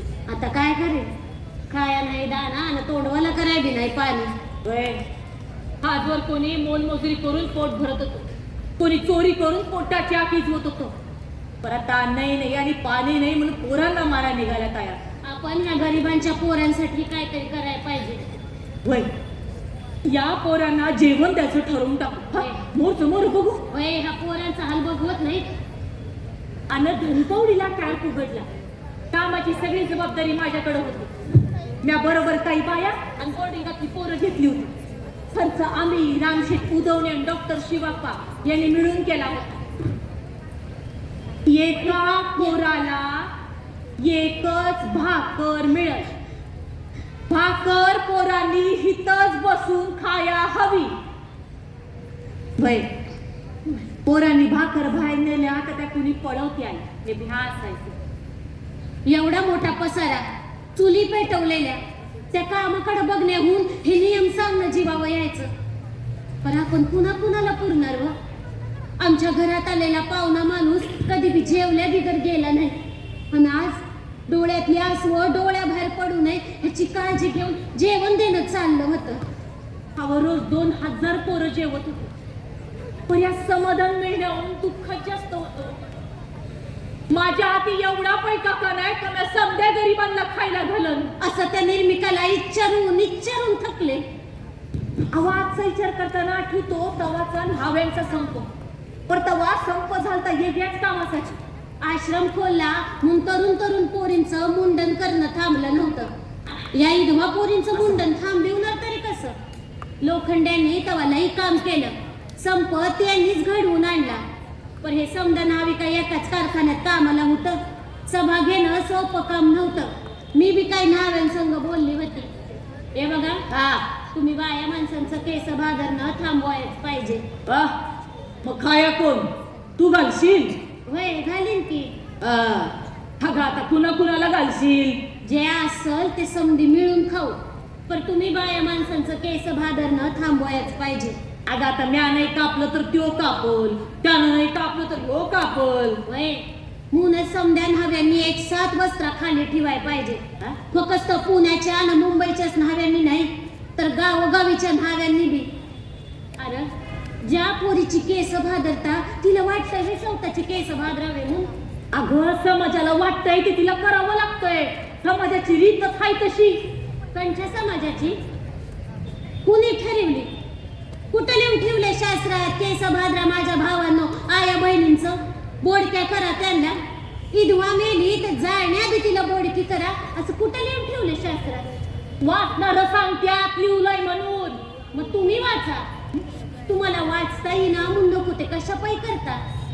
तुमच्या अडाणीपणापायी तुम्ही हे भोगता न तुमच्या वाणी इतरांना भोगायला लावता. ज्या पोरीची तुम्ही केस भादरता त्यांचं बाप भाऊ सासर करत्याल त्यानं सौताच्या हातानं बोडक्या करत्याल. समजना बघ, तू म्हणतेस ते पटतय जीवाला, पण हात थरथर कापतूया. हा, आणि पुन्हा मुंबईच नाही तर जुन्नर, वाई, गंगथडीहून हजारो लावी जमलं तर मुंबईत सबला. समद्यांनी वस्ताला खाली ठेवला, स्वतःचं पोट जाळलं. का तर माझ्या आया बहिणीची इटंबना थांबायच हवी, जी नाही माझी जातीपातीची धर्माची. अहो परिचार पटला की समधी अंतर कशी दूर होत्यात नव. डोबा कृष्णाजी नावाचा म्हातारा न्हावी तेव्हा सभेच्या अध्यक्षस्थानी होता आणि इच्चार पटला म्हणून बाबाजी मोरे नावाच्या नावानं सौताचा निबंध वाचला सभ मोर. आपल्या आया बहिणींचे केस बांधायचे नाहीत हे तर ठरलंच, पण त्यांच्या घरातल्या पुरुष माणसांचं बी केस कापायचे नाहीत हे बी ठरलं. ही होती जातीपाती स्त्री पुरुष नाती वलांडून जनताला घातलेली साथ. जागवार आणि एखादा पुरुष बाईचा विचार करायचा म्हटला तर लटपटतोय. परतवा हे समजा नवीन नाही लटपटलं. सौताचं पोट जाळून बाईचा हक्क मागणारा आज हाय त्यांचा पुरुष. हवं जागा झालू समजणार शूद्र ती शूद्र बी बाईचा विचार करत नाही जो तवा केला गेला. अरे कुणी शिकत का नाही यातून काय शिकाय हवं समद्यांनी नेहमीच डोळं उघडं ठेवून. भाई या मातूरला काही शिकले शेटजींच्याकडे आणि एकीकडं यशवंताचं शिक्षण बी चाललं होतं. पर एक दिवस शाळेतनं घरी आला तर काय बाई रडतच. अरे तिकडे मी त्याला शांत करायला लागले तर म्हण शाळेत आणि रस्त्यात पोरं मला चिडवते, मठाचं पोर माळ्यानं पळवलं म्हणतात. आज ना उद्या येवणार आम्ही घरूनच चाललो होतो. यशवंता म्हणत मी त्याला अजूनच जवळ घेतला. आई हा मी तुझा ना तात्यांचाच आहे ना. तुला काय वाटतं? तुमचाच आहे वाटतं. अरे मग झालं तर. पण ती पोरा का चिडवत्यात म्हणतात ती बाबा आम्हीला झालाय तू. आता कसं समजावं या पोराला? पुरात घालमेल झाली. म्हटलं यशवंता या बघा तुझं तात्या मी आणि सत्य शोधक समाजात पहिला मी कुणाचा ते सांग. तू माझा सर्व जन्माला ठरणारी जात पात न मांद्या आई बापाचा. अरे 9 महिने मी तुला पोटात नाही वाढीला पण तू काय माझा नाही. अरे 9 महिने पोटात वाढून जन्माला घातला हे सार्थक मानणारा आयांचा काळ बदलायच हवा की. तुला वाढवणार तुझा आई बाप. तिथं तुझं तात्या साऱ्या दिनदलितांचं बाप पण देते, मला आई पण देते. ठाव नाही मला मी कुणा कुणाची आई आहे. परुरातला आई पण घेऊन का मला मोर जाती खरं आहे. यशवंता खरं सांगते, सत्य सोडून आम्ही दोघं कधी बी काय बी बोललो नाही. तुझ्या जन्मदात्रीला आम्ही घरात घेतला ते तिचा आई बाप म्हणून आणि तुझं बी आई बाप आम्हीच आहोत. ठाव नाही आम्ही तुला आई बाप म्हणून काय देणार नाही. पण शेटजीने जन्माला घातलेल्या कामाचा बाप पण उद्या आमच्या मागं तुलाच घ्यायचंय. धाड धाड बोलून या गप झाली आणि शेटजी कव्हा आलं ते कळलंच नाही. आणि त्यांच्या यशवंता या हातानं आई तात्या आलं म्हणत धावत बाहेर गेला बी. त्यानंतर यशवंता कधी बी हिरमुसला नाही. स्वतःच्या जन्माचा प्रश्न त्याला पडला नाही. आताच्या शेटजींची धावपळ लईच वाढली होती. हवं वयाच्या मानानं धावपळ जरा कमी करा आता. हा ते आपली बायको सरकरीतीनं म्हणायची. हेच मी तुम्हालाही म्हणू शकतो. हा अन म्या धावपळीत हाक मारली तर जेवत्या पाण्यावर न उठायचं तरी बंद करा. वय वय तुम्ही उगाच हाक मारायला लागलं करीन की पण. अशी बोलणी सुरू झाली तर बायकांना म्हटलं अव झाला आता वय. वयाचं आणि कामाचं काय ना तर सावित्री. वय तर वाढणारच म्हणून काम म्हातारीवत नसत्यात. अगो पण माझं कामाबद्दल काही बी म्हणणं नाही. म्या म्हणती आपण धडधाकट आहे तर यशवंताचं लगीन करून टाकावं. हा आणि त्यांनी माझं म्हणणं उचलून धरलं. यशवंताला साजेशी पोरगी शोधायला सुरुवात केली. एक दिवस काळजीत पडलेल्या शेटजी मी घरात एकलीच आहे बघून म्हणायला लागलं. सावित्री मला समजेना काय करावं ते. कशाचं? अगं यशवंताच्या लग्नाचं. का काय झालं? आता माळी समाजातला कोणी पोरगी द्या तयार नाही आणि दुसऱ्या जमान्यातली पोरगी कशी मिळणार? अगं बामण बाईच्या पोटी जन्माला आलाय म्हणून कोणी बामण पोरगी देणार आहे वय? अहो असं कसं म्हणता? आजवर एवढ्या माणसांसाठी तळागाळातल्या लोकांसाठी तुम्ही काम केलंय, तवा पोरगी मिळेलच मला विश्वास आहे. हो कसला विश्वास म्हणायचा. ह्यो माझ्या शेठजींच्या कामावरचा विश्वास म्हणायचा. लई दिसानं शेठजी मोकळेपणानं हसलं आणि माझं म्हणणं खरं ठरलं. ज्ञानोबा ससान्यांनी त्यांची लेक आमच्या यशवंताला द्यायचं ठरवलं. लगीन ठरलं खरं, पण ससऱ्यांना लोकांनी लई भंडावून सोडलं. शेठजींचं चुलतं भाई बंधू त्यांच्या घरी गेले. बामणबाईच्या पोराला पोरगी द्यायची नाही. हे लगीन झालं तर ससऱ्यांना जगणं मुश्किल होईल. लई सहन केलं आमच्या व्यायानं, पण लगीन लागलं. सत्यशोधक समाजाच्या पद्धतीप्रमाणे लगीन लावून राधा घरात आली. लगोलग तिची शाळा बी सुरू झाली. शेठजींचा लई जीव होता राधावर. राधाला बघून मला मातूर माझं सुरुवातीचं दिस आठवायचं, माझं अवखळ खेळणं आठवायचं. यशवंतानं राधाचं बोलणं कानावरनं गेलं ना का हसू यायचं. राधाला बघून मला तू घरात आली तवाच दिस आठवत्या. शेठजींच्या वाक्यानं मी आवकच झाले. सावित्री, अगं कुठवर चाललो रस्ता साथीनं. आता रस्ता एक धरला तर चालाय ना ग.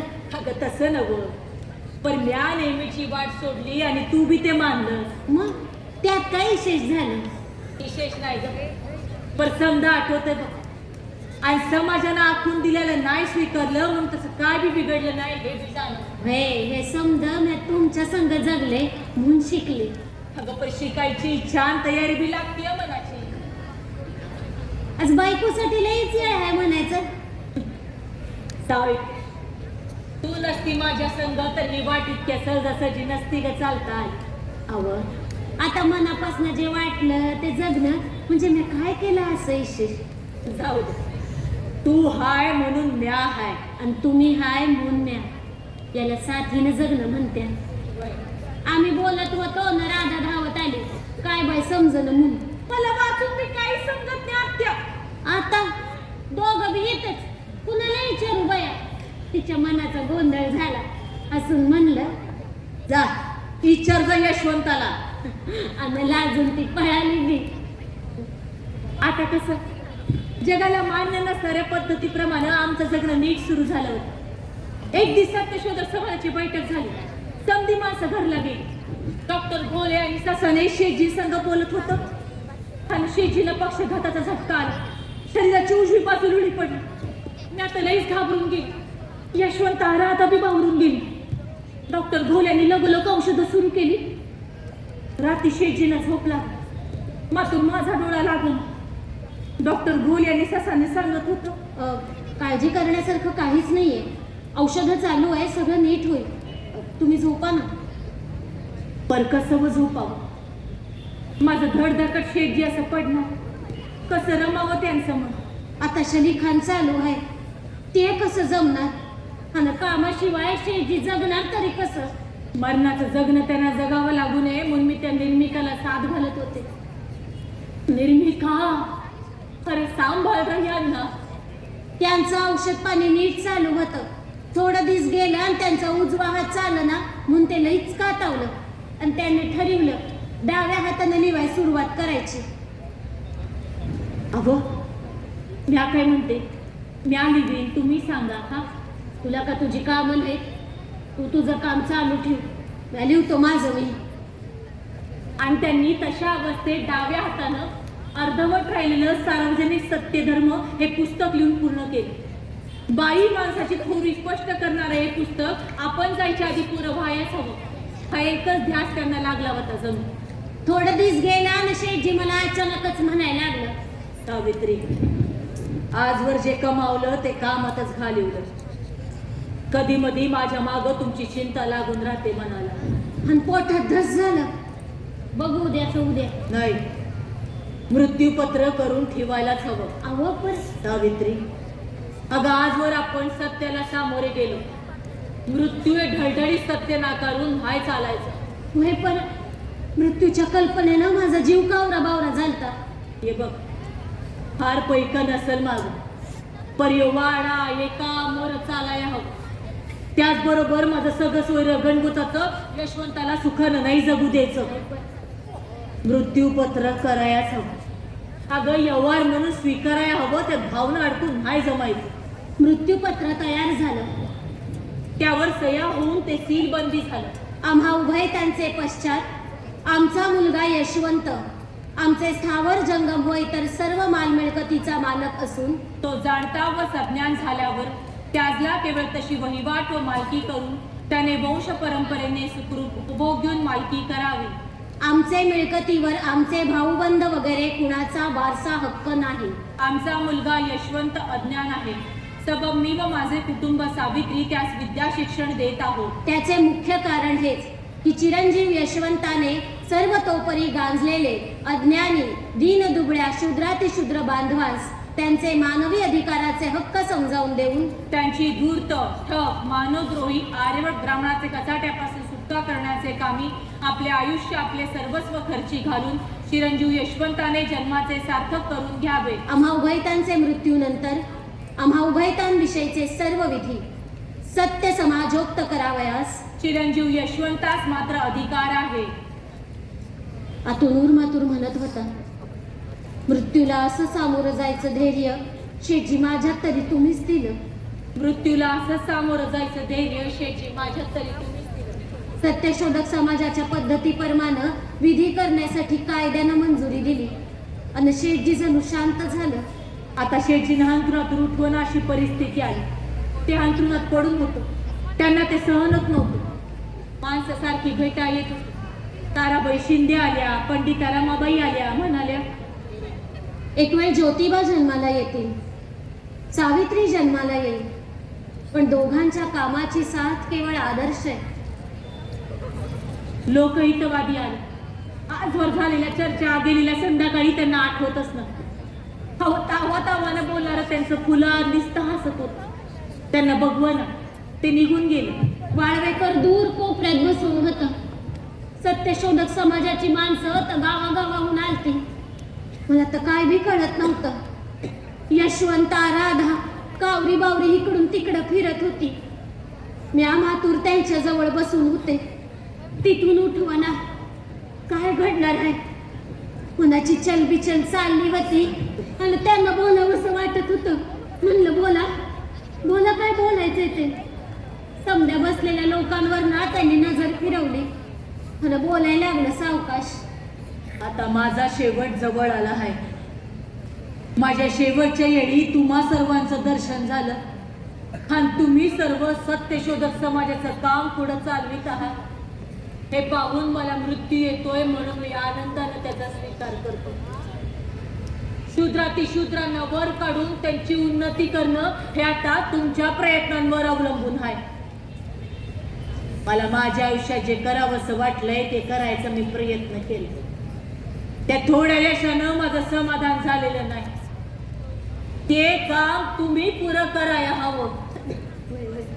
तुमच्या कामात अनेक विघ्न येतील, अडथळे येतील. त्या वेळेला डगमगू नका. सत्यावर पूर्ण विश्वास ठेवा, म्हणजे तो निर्मेक तुम्हाला खात्रीनं यश देईल. आणि जगाच्या रहाड गाडग्याप्रमाणे मी गेलो म्हणून शोक करू नका. खरं जगात एक घटना आहे, पण चालू काळाशी झगडणं आपलं काम आहे. माणसं रडायला लागली. मी हसवं थांबू शकत नव्हते. तात्या तात्या तात्या माणसं उसासं टाकत होती. गजानन आमचा पुतण्या माझ्यापाशी आला आणि तोंड खुपसून रडायला लागला. आता त्यांना झोप लागत नव्हती, पण ते बोलत बी नव्हतं. मी गजाननाला शांत केलं.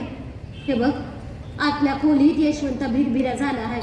त्याला समजायला जायला हवं म्हणून मी उठायला लागले आणि त्यांनी हात धरला. यशवंताला राधाला बोलव. यशवंत राधा धावला. एकमेकांना सांभाळा, काम सांभाळा. सावित्री मोर त्यांना बोलवलं. समद्यानं खुना करून सांगायला लागले रडू नका म्हणून. त्यांनीच खून केली अखंड म्हणा. निर्मिके निर्मिले मानव पवित्र. कमी जास्त सूत्र बुद्धीमध्ये. पिढी जाता बुद्धी नाही सर्वांमध्ये. शोध करा आधी पुरतेपणी. पाखंड चालू होता आणि इकडे यात्रा संपली. समदा हल्ला कल्लोळ झाला. यशवंता, राधा, गजानन एकमेकांना बिलगून त्यांच्याकडे बघत होते. ज्या देहातना जीव आता गेलता त्यांच्या महायात्रेची तयारी सुरू झाली. सुन्न झालत मन. उद्या काय होणार आहे समजत नव्हतं. त्यांना न्यायची वेळ झाली न बाबा भाऊजी न भागा भाऊजी मध्ये आडवा आलं. ज्योतिबांचं भाऊ बंद होतं तेव्हा त्यांच्या शवाला खांदा आम्ही देणार. तसं चालणार नाही. तात्यांनी तसं न होऊ देण्याबद्दल बजावलंय. डॉक्टर भोले शांतपणानं म्हणाले. असं कसं? खांदा आम्ही देणार, टिटवा आम्ही पकडणार, आगरी बी आम्हीच देणार. यशवंत आमचा नाही तेव्हा रीतीनं तो टिटवा धरू शकत नाही, आग्नी देऊ शकत नाही. तुम्ही वाकड्यात शिरू नका, नाही तर मला पोलिसांना बोलवावं लागेल. तात्यांच्या इच्छेविरुद्ध आम्ही काहीही घडू देणार नाही. डॉक्टर बोलत होतं न कधी नाही ते माझा संताप चालता. ठीक आहे, आम्ही नाही तर मग गजाननाला देऊ द्या अग्नी. भाऊजी भी बोलतच होता न माझा उरातून फुटत होता. हो, रक्ताची नाती शिकवणाऱ्या या माणसाने आजवर काय दिलं रक्त म्हणून. गजानन एवढासा, त्याच्या मनावर काय विपरीत परिणाम होईल याचा काही एक क्षण विचार केला. त्यांच्या पायाला मनातनं स्पर्श केला. म्हणलं मला शक्ती द्या. आमच्या कुळाच्या माणसाच्या शवाला आम्ही कुणाला बी हात नाही लावू देणार. हात थांबा, मी हाय जिद्दी. आता नका शिकू मला रीत भात. एवढंच म्हणलं न ताड ताड चालत त्यांच्या पाशी आले. पाया पडले आणि घोर होऊन टिटवं उचललं. यशवंता, राधा, गजानन धावत माझ्या जवळ आलं. माझ्या संग चालायला लागलं. जय सत्य, आदि सत्य, जय सत्य, आदि सत्य, जय सत्य, आदि सत्य. त्यांना कायमचं पोचवाया मी निघाले होते. पावलं मोहर पडत होती आणि हातून मी त्यांच्या संग बोलत होते. शेठजी, शेठजी तुम्ही चालला. तुमच्या संग जगले म्हणून तुम्हाला सोडा यायचं भाग्य मला लाभलं. हे न थरथरणारा हात तुमच्यामुळं घट झालं. हे हात हातात घेऊन रात रात समजावलं ते तुमच्या सावलं. आता या हाताला खंबीरपणे सावराया हवं. सावरायच हवं. शेठजी, आज मी तुम्ही दाराड दिसलेलं बुजगावणं आठवता. पर आता या हारांचा फुलांचा अर्थ लई बदलला की हो. आता माझं शेठजी माझ्यापासून जाणार कायमच.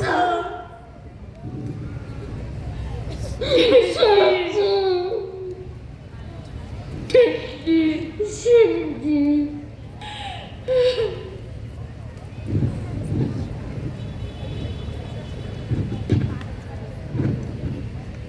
शेठजी गेले पर सत्याला सामोरं जायचं धैर्य शेठजीने एवढं माझ्यात कुठलं. त्या यशवंताला समजवलं, तो शिकायला लागला. राधाचा अभ्यास बी सुरू होता. मला मात्र कामात बी त्यांची साऊ अशी हाक ऐकू यायची. 2 वर्षानंतर लोकहितवादी गेलं तेव्हा बी लई चुटपुट लागली जीवाला. आपला समाज सुधारण्यासाठी त्यांनी लई काम केलं आहे असं सासवडला समाजाचे अध्यक्ष भाषणात मी बोलले. आता सत्यशोधक समाजाची कामं पुढे चाललीच होती. यशवंताचं शिक्षण संपत आलं होतं. डॉक्टर झाला होता तो. आजवर आम्ही जे कमावलं ते कामातच घालवलं. मामा परमानंदाच्या धडपडीनं बडकाचं महाराज सयाजीराव गायकवाड यांच्याकडनं दर महिन्याला पैक येत होतं. तरी बी खर्च भागत नव्हता. आणि अशात 1897ची प्लेगची साथ आली. माणसं रानावनात धावायला लागली. पुन्हा वसाड पडायला लागलं. अशा शूद्रांना कोण मदत करणार. मी पोरांना गावोगावी लावलं. मी यशवंताला बोलावून घेतलं. वस्तीवर काम सुरू केलं. समाजाची माणसं बी मदतीला होती. यशवंत उपचार करीत होता आणि प्लेग झालेल्यांना तिकडं आणणं चाललं होतं.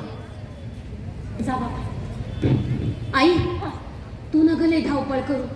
यशवंता तू तुझं काम कर, तू गबडबड नका करू. हा आई लेकची साथ आहे, ऐक माझं. अरे कामाच्या वेळेला बाकी बन संपते यशवंता, संपयाच हवी. आई तू कर काम, पर साथ फैलावती या.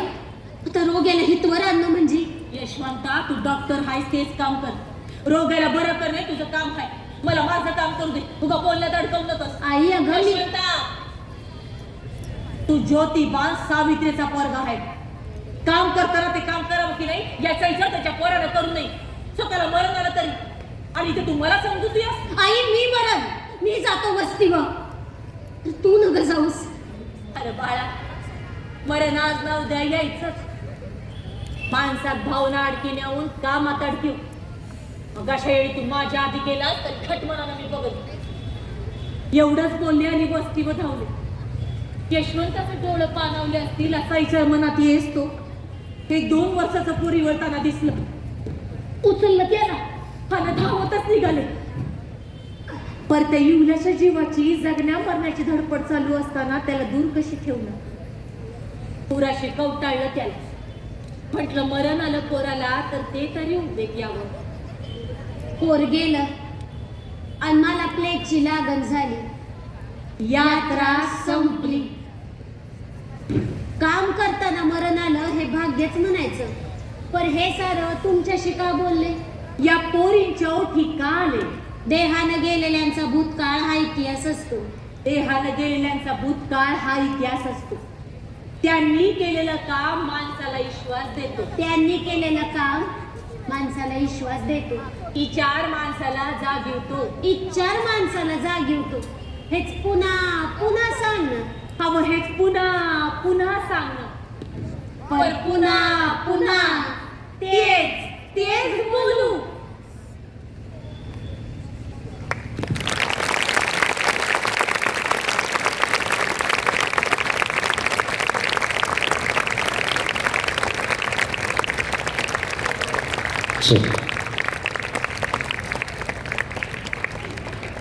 धन्यवाद मॅडम.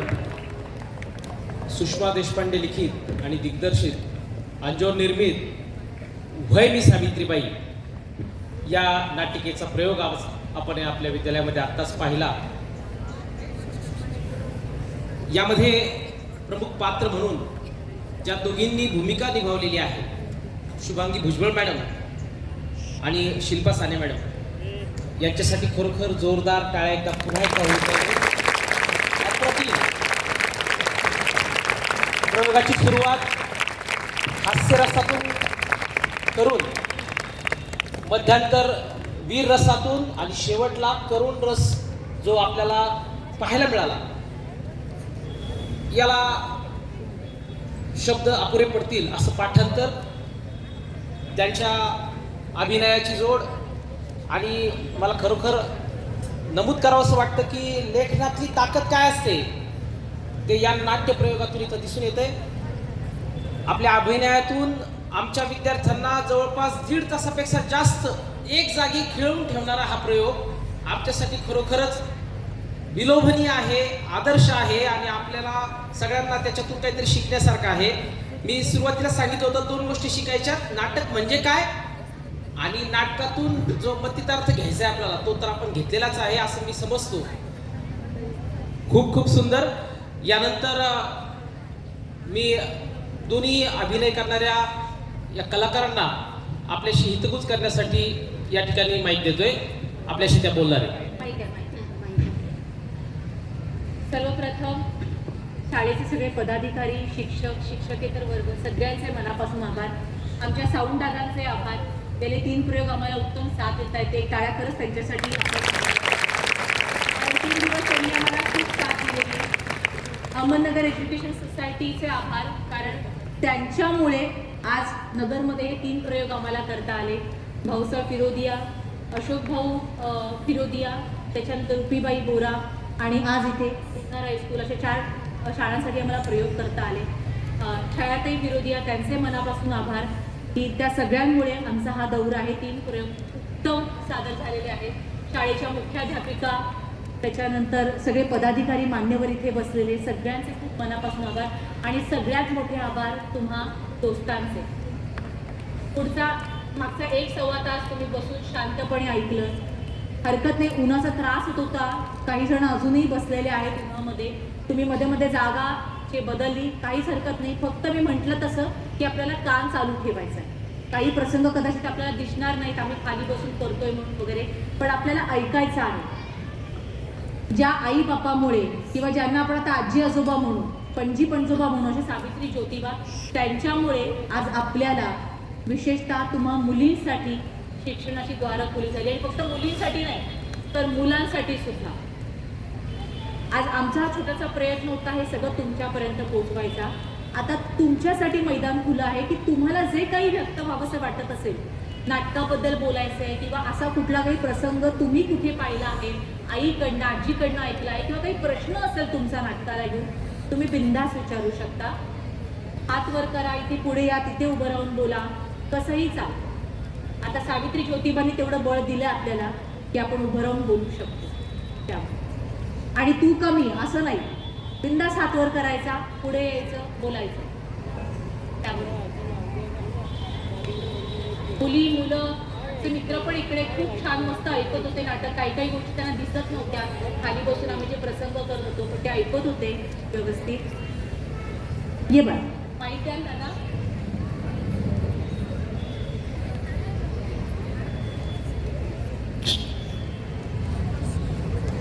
इथे ये, इथे. बोल. नाटक खूप भारी होतं. नाटकातून खूप काही शिकण्यासारखं सुद्धा आहे. आणि त्यांना सांग कसं आम्ही मुलांना पण सांगा. नाटकातून खूप काही शिकण्यासारखं आहे. मला वाटतं आपण सगळ्यांनी या नाटकातून खूप काही शिकावं. मॅडम खूप भारी होतं नाटक. थँक्यू. अजून कोणाला काही बोलायचं आहे? बिनधास्त यायचं पुढे, आता घाबरायचं नाही. ताईने नारळ फोडलेला आहे, सुरुवात केलेली आहे. काही तुम्हाला प्रश्न असेल, काही सांगायचं असेल, इथे पुढे येऊन थांबलात तरी चालेल, ज्याला बोलायचं त्यांनी. शिक्षक असतील, जर हा, शिक्षकांना शिक्षकांनी कोणाला सुद्धा प्रतिक्रिया please. द्यायच्या असतील तर फक्त मुलंच नाही, शिक्षकांपैकी सुद्धा कोणी असेल ज्यांना व्यक्त व्हावंसं वाटत असेल, कृपया त्यांनी पुढे. मुलांपैकी कोणी काही? हा, ये मग.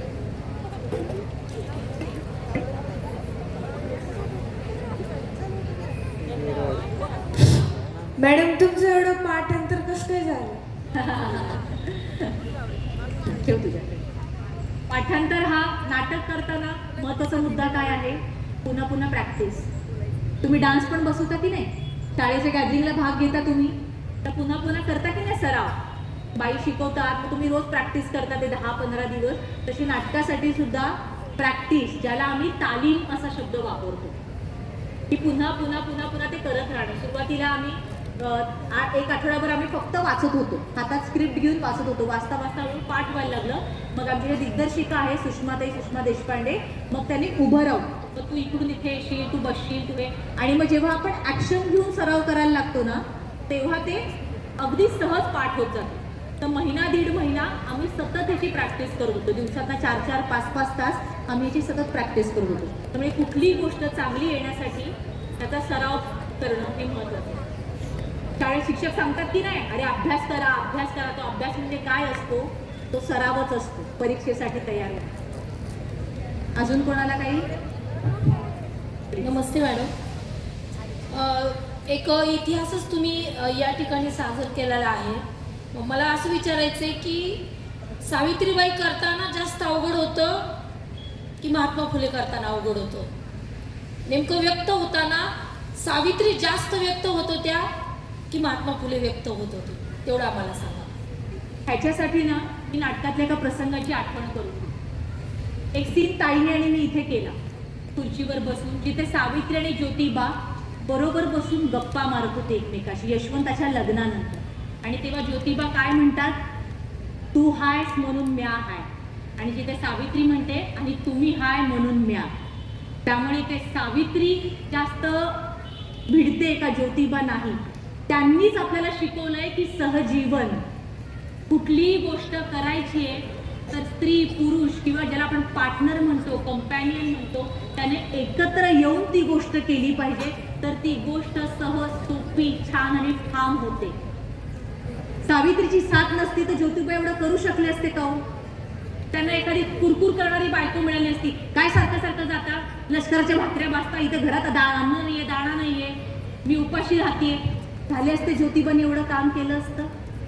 आणि ज्योतिबाला स्वतःलाच वाटलं नसतं की आपण शिकावं, काहीतरी करावं, तर झालं असतं. त्यांनी त्यांच्या बायकोला शिकवलं नसतं. आणि तिने पुढे न्हाव्यांचा संप जो झालाय ना, त्या संपाला भाषण करणं त्या न्हाव्यांना ते सावित्रीबाईंनी केलं होतं. सावित्रीबाई पुढे आलेल्या सगळ्या न्हाव्यांशी बोलायला. त्यामुळे दोघांना एकमेकाची साथ होती आणि करताना आमच्यासाठी दोघंही तेवढेच ताकदीचे, दोघंही तेवढेच कठीण. खरं तर हा प्रश्न असा आहे की आई वडिलांमध्ये कोण आहे फेवरेट तुझं? आई आहे फेवरेट की तुझे वडील आहेत फेवरेट? असं नसतं. आई कुठेतरी घर सांभाळते म्हणून वडील बाहेर जाऊन काम करून आणतात, पैसे कमवून आणतात. तर आपण आईला म्हणतो का असं, आई घरात बसून काय ग करतेस तू? काहीच तर करत नाहीस. तिचं कामच आपल्याला दिसत नाही खरं तर. पण ती खरं तर इतकं काम करत असते जे आपण खरं बघतच नाही. 24 तास म्हणजे वडील तरी 8 तास जातात, पैसे कमवून आणतात, पण आपली आई ही 24 तास आपल्यासाठी काम करत असते आणि जे आपल्याला दिसतच नाही. तर हे आई वडिलांसारखं आहे. दोघेही कसेही असले तरी ते आपले आई वडील आहेत आणि ते आहेत म्हणून आपण आहोत. तर ज्योतिबा आणि सावित्री मला वाटतं हे आपल्या आई वडिलांसारखेच आहेत. माईक कुठे सर? माईक द्या. तर आमचा एक मित्र आलेला आहे.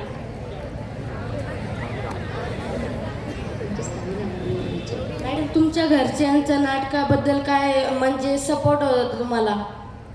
हो, हा एक महत्त्वाचा प्रश्न आहे. हो, निश्चितच घरच्यांचा सपोर्ट होता. म्हणजे ताई आणि मी गेले आज 15 ते 20 वर्ष झालो या क्षेत्रामध्ये काम करतोय. या क्षेत्रातलं आम्ही शिक्षण घेतलं. आपल्याकडे भारतामध्ये, जगभरात आहे पण आपल्याकडे भारतामध्ये सुद्धा नॅशनल स्कूल ऑफ ड्रामा नावाची एक संस्था आहे दिल्लीमध्ये, भारत सरकारची. तिथे जाऊन तुम्ही नाटक शिकू शकता. त्याच्यानंतर film and television institute of India, FTI पुण्याला, तिकडे तुम्ही चित्रपटाचं नंतर सुद्धा शिक्षण घेऊ शकता. मुंबई विद्यापीठात, औरंगाबाद विद्यापीठात, पुणे विद्यापीठात सगळीकडे असे नाट्य विभाग आहे. तसं मी मुंबई विद्यापीठातून शिकले. ताई खूप वेगळे वर्कशॉप्स करत, वेगवेगळ्या दिग्दर्शकांबरोबर काम करत शिकलेली आहे. त्यामुळे आम्ही यातलं शिक्षण घेतलेलं आहे. आणि शिक्षण घेतलं याचाच अर्थ आमच्या घरातल्यांचा याला सुरुवातीला होता विरोध, नाही असं नाही आहे. पण जेव्हा जसं आम्ही आमचं काम त्यांना दिसत गेलं आणि आमच्या कामाबद्दल आम्ही किती प्रामाणिक आहोत हे त्यांना दिसलं, आमच्या घरच्यांचा आता पूर्ण सपोर्ट आहे. तुम्हाला मजा माहिती आहे का, या ताईचं तर बाळ आहे 4 वर्षाचं. म्हणजे घरातल्यांचा सपोर्ट कळला तुम्हाला. चांगल्या कामासाठी सपोर्ट मिळतो. आणि ते बाळ 4.5 महिन्याचं होतं तेव्हापासून आम्ही त्याला घेऊन नाटकाचे दौरे करतो.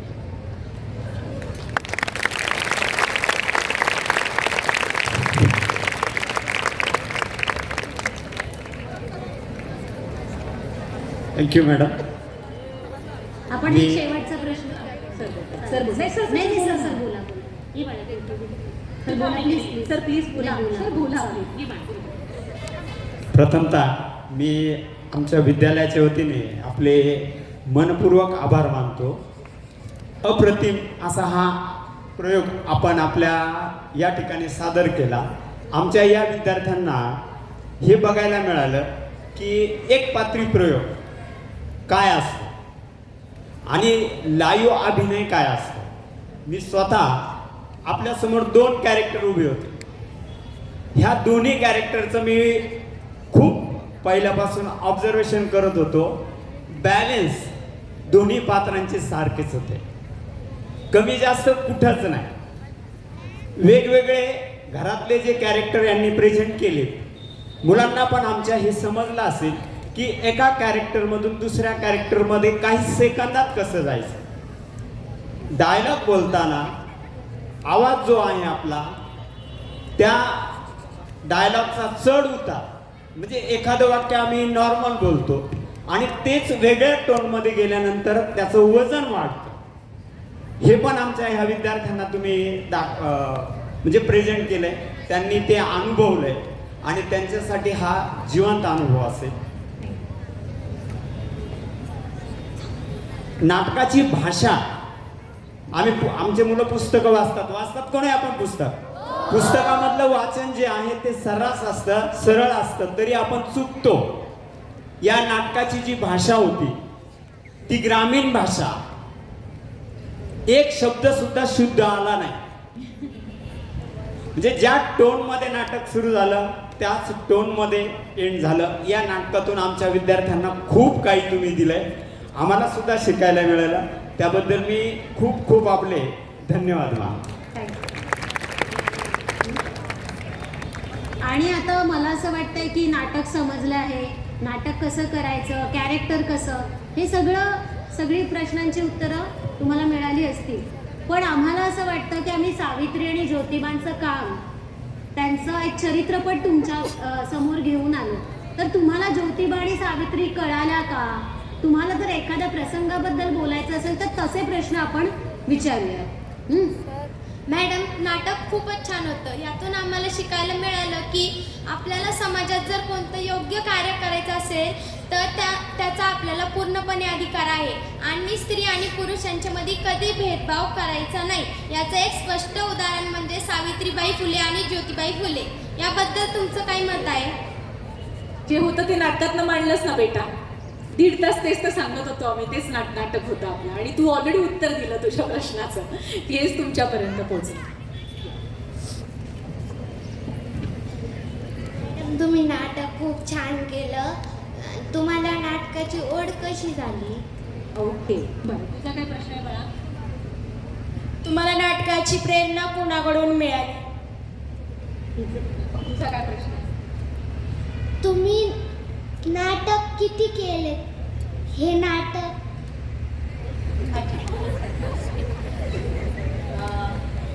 नाटकाची प्रेरणा, नाटकाची ओढ आणि किती नाटक केले.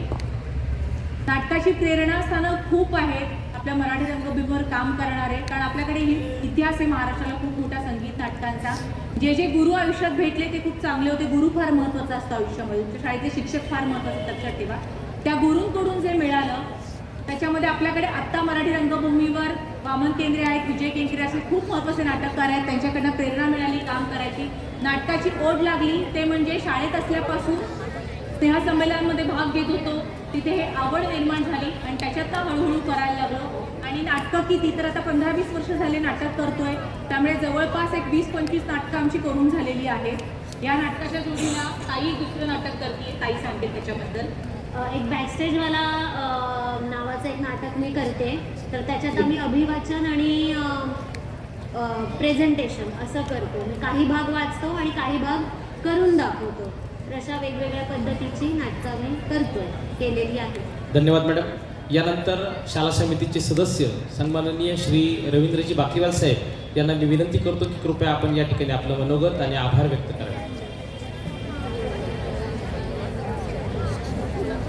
सगळ्यांना नमस्कार.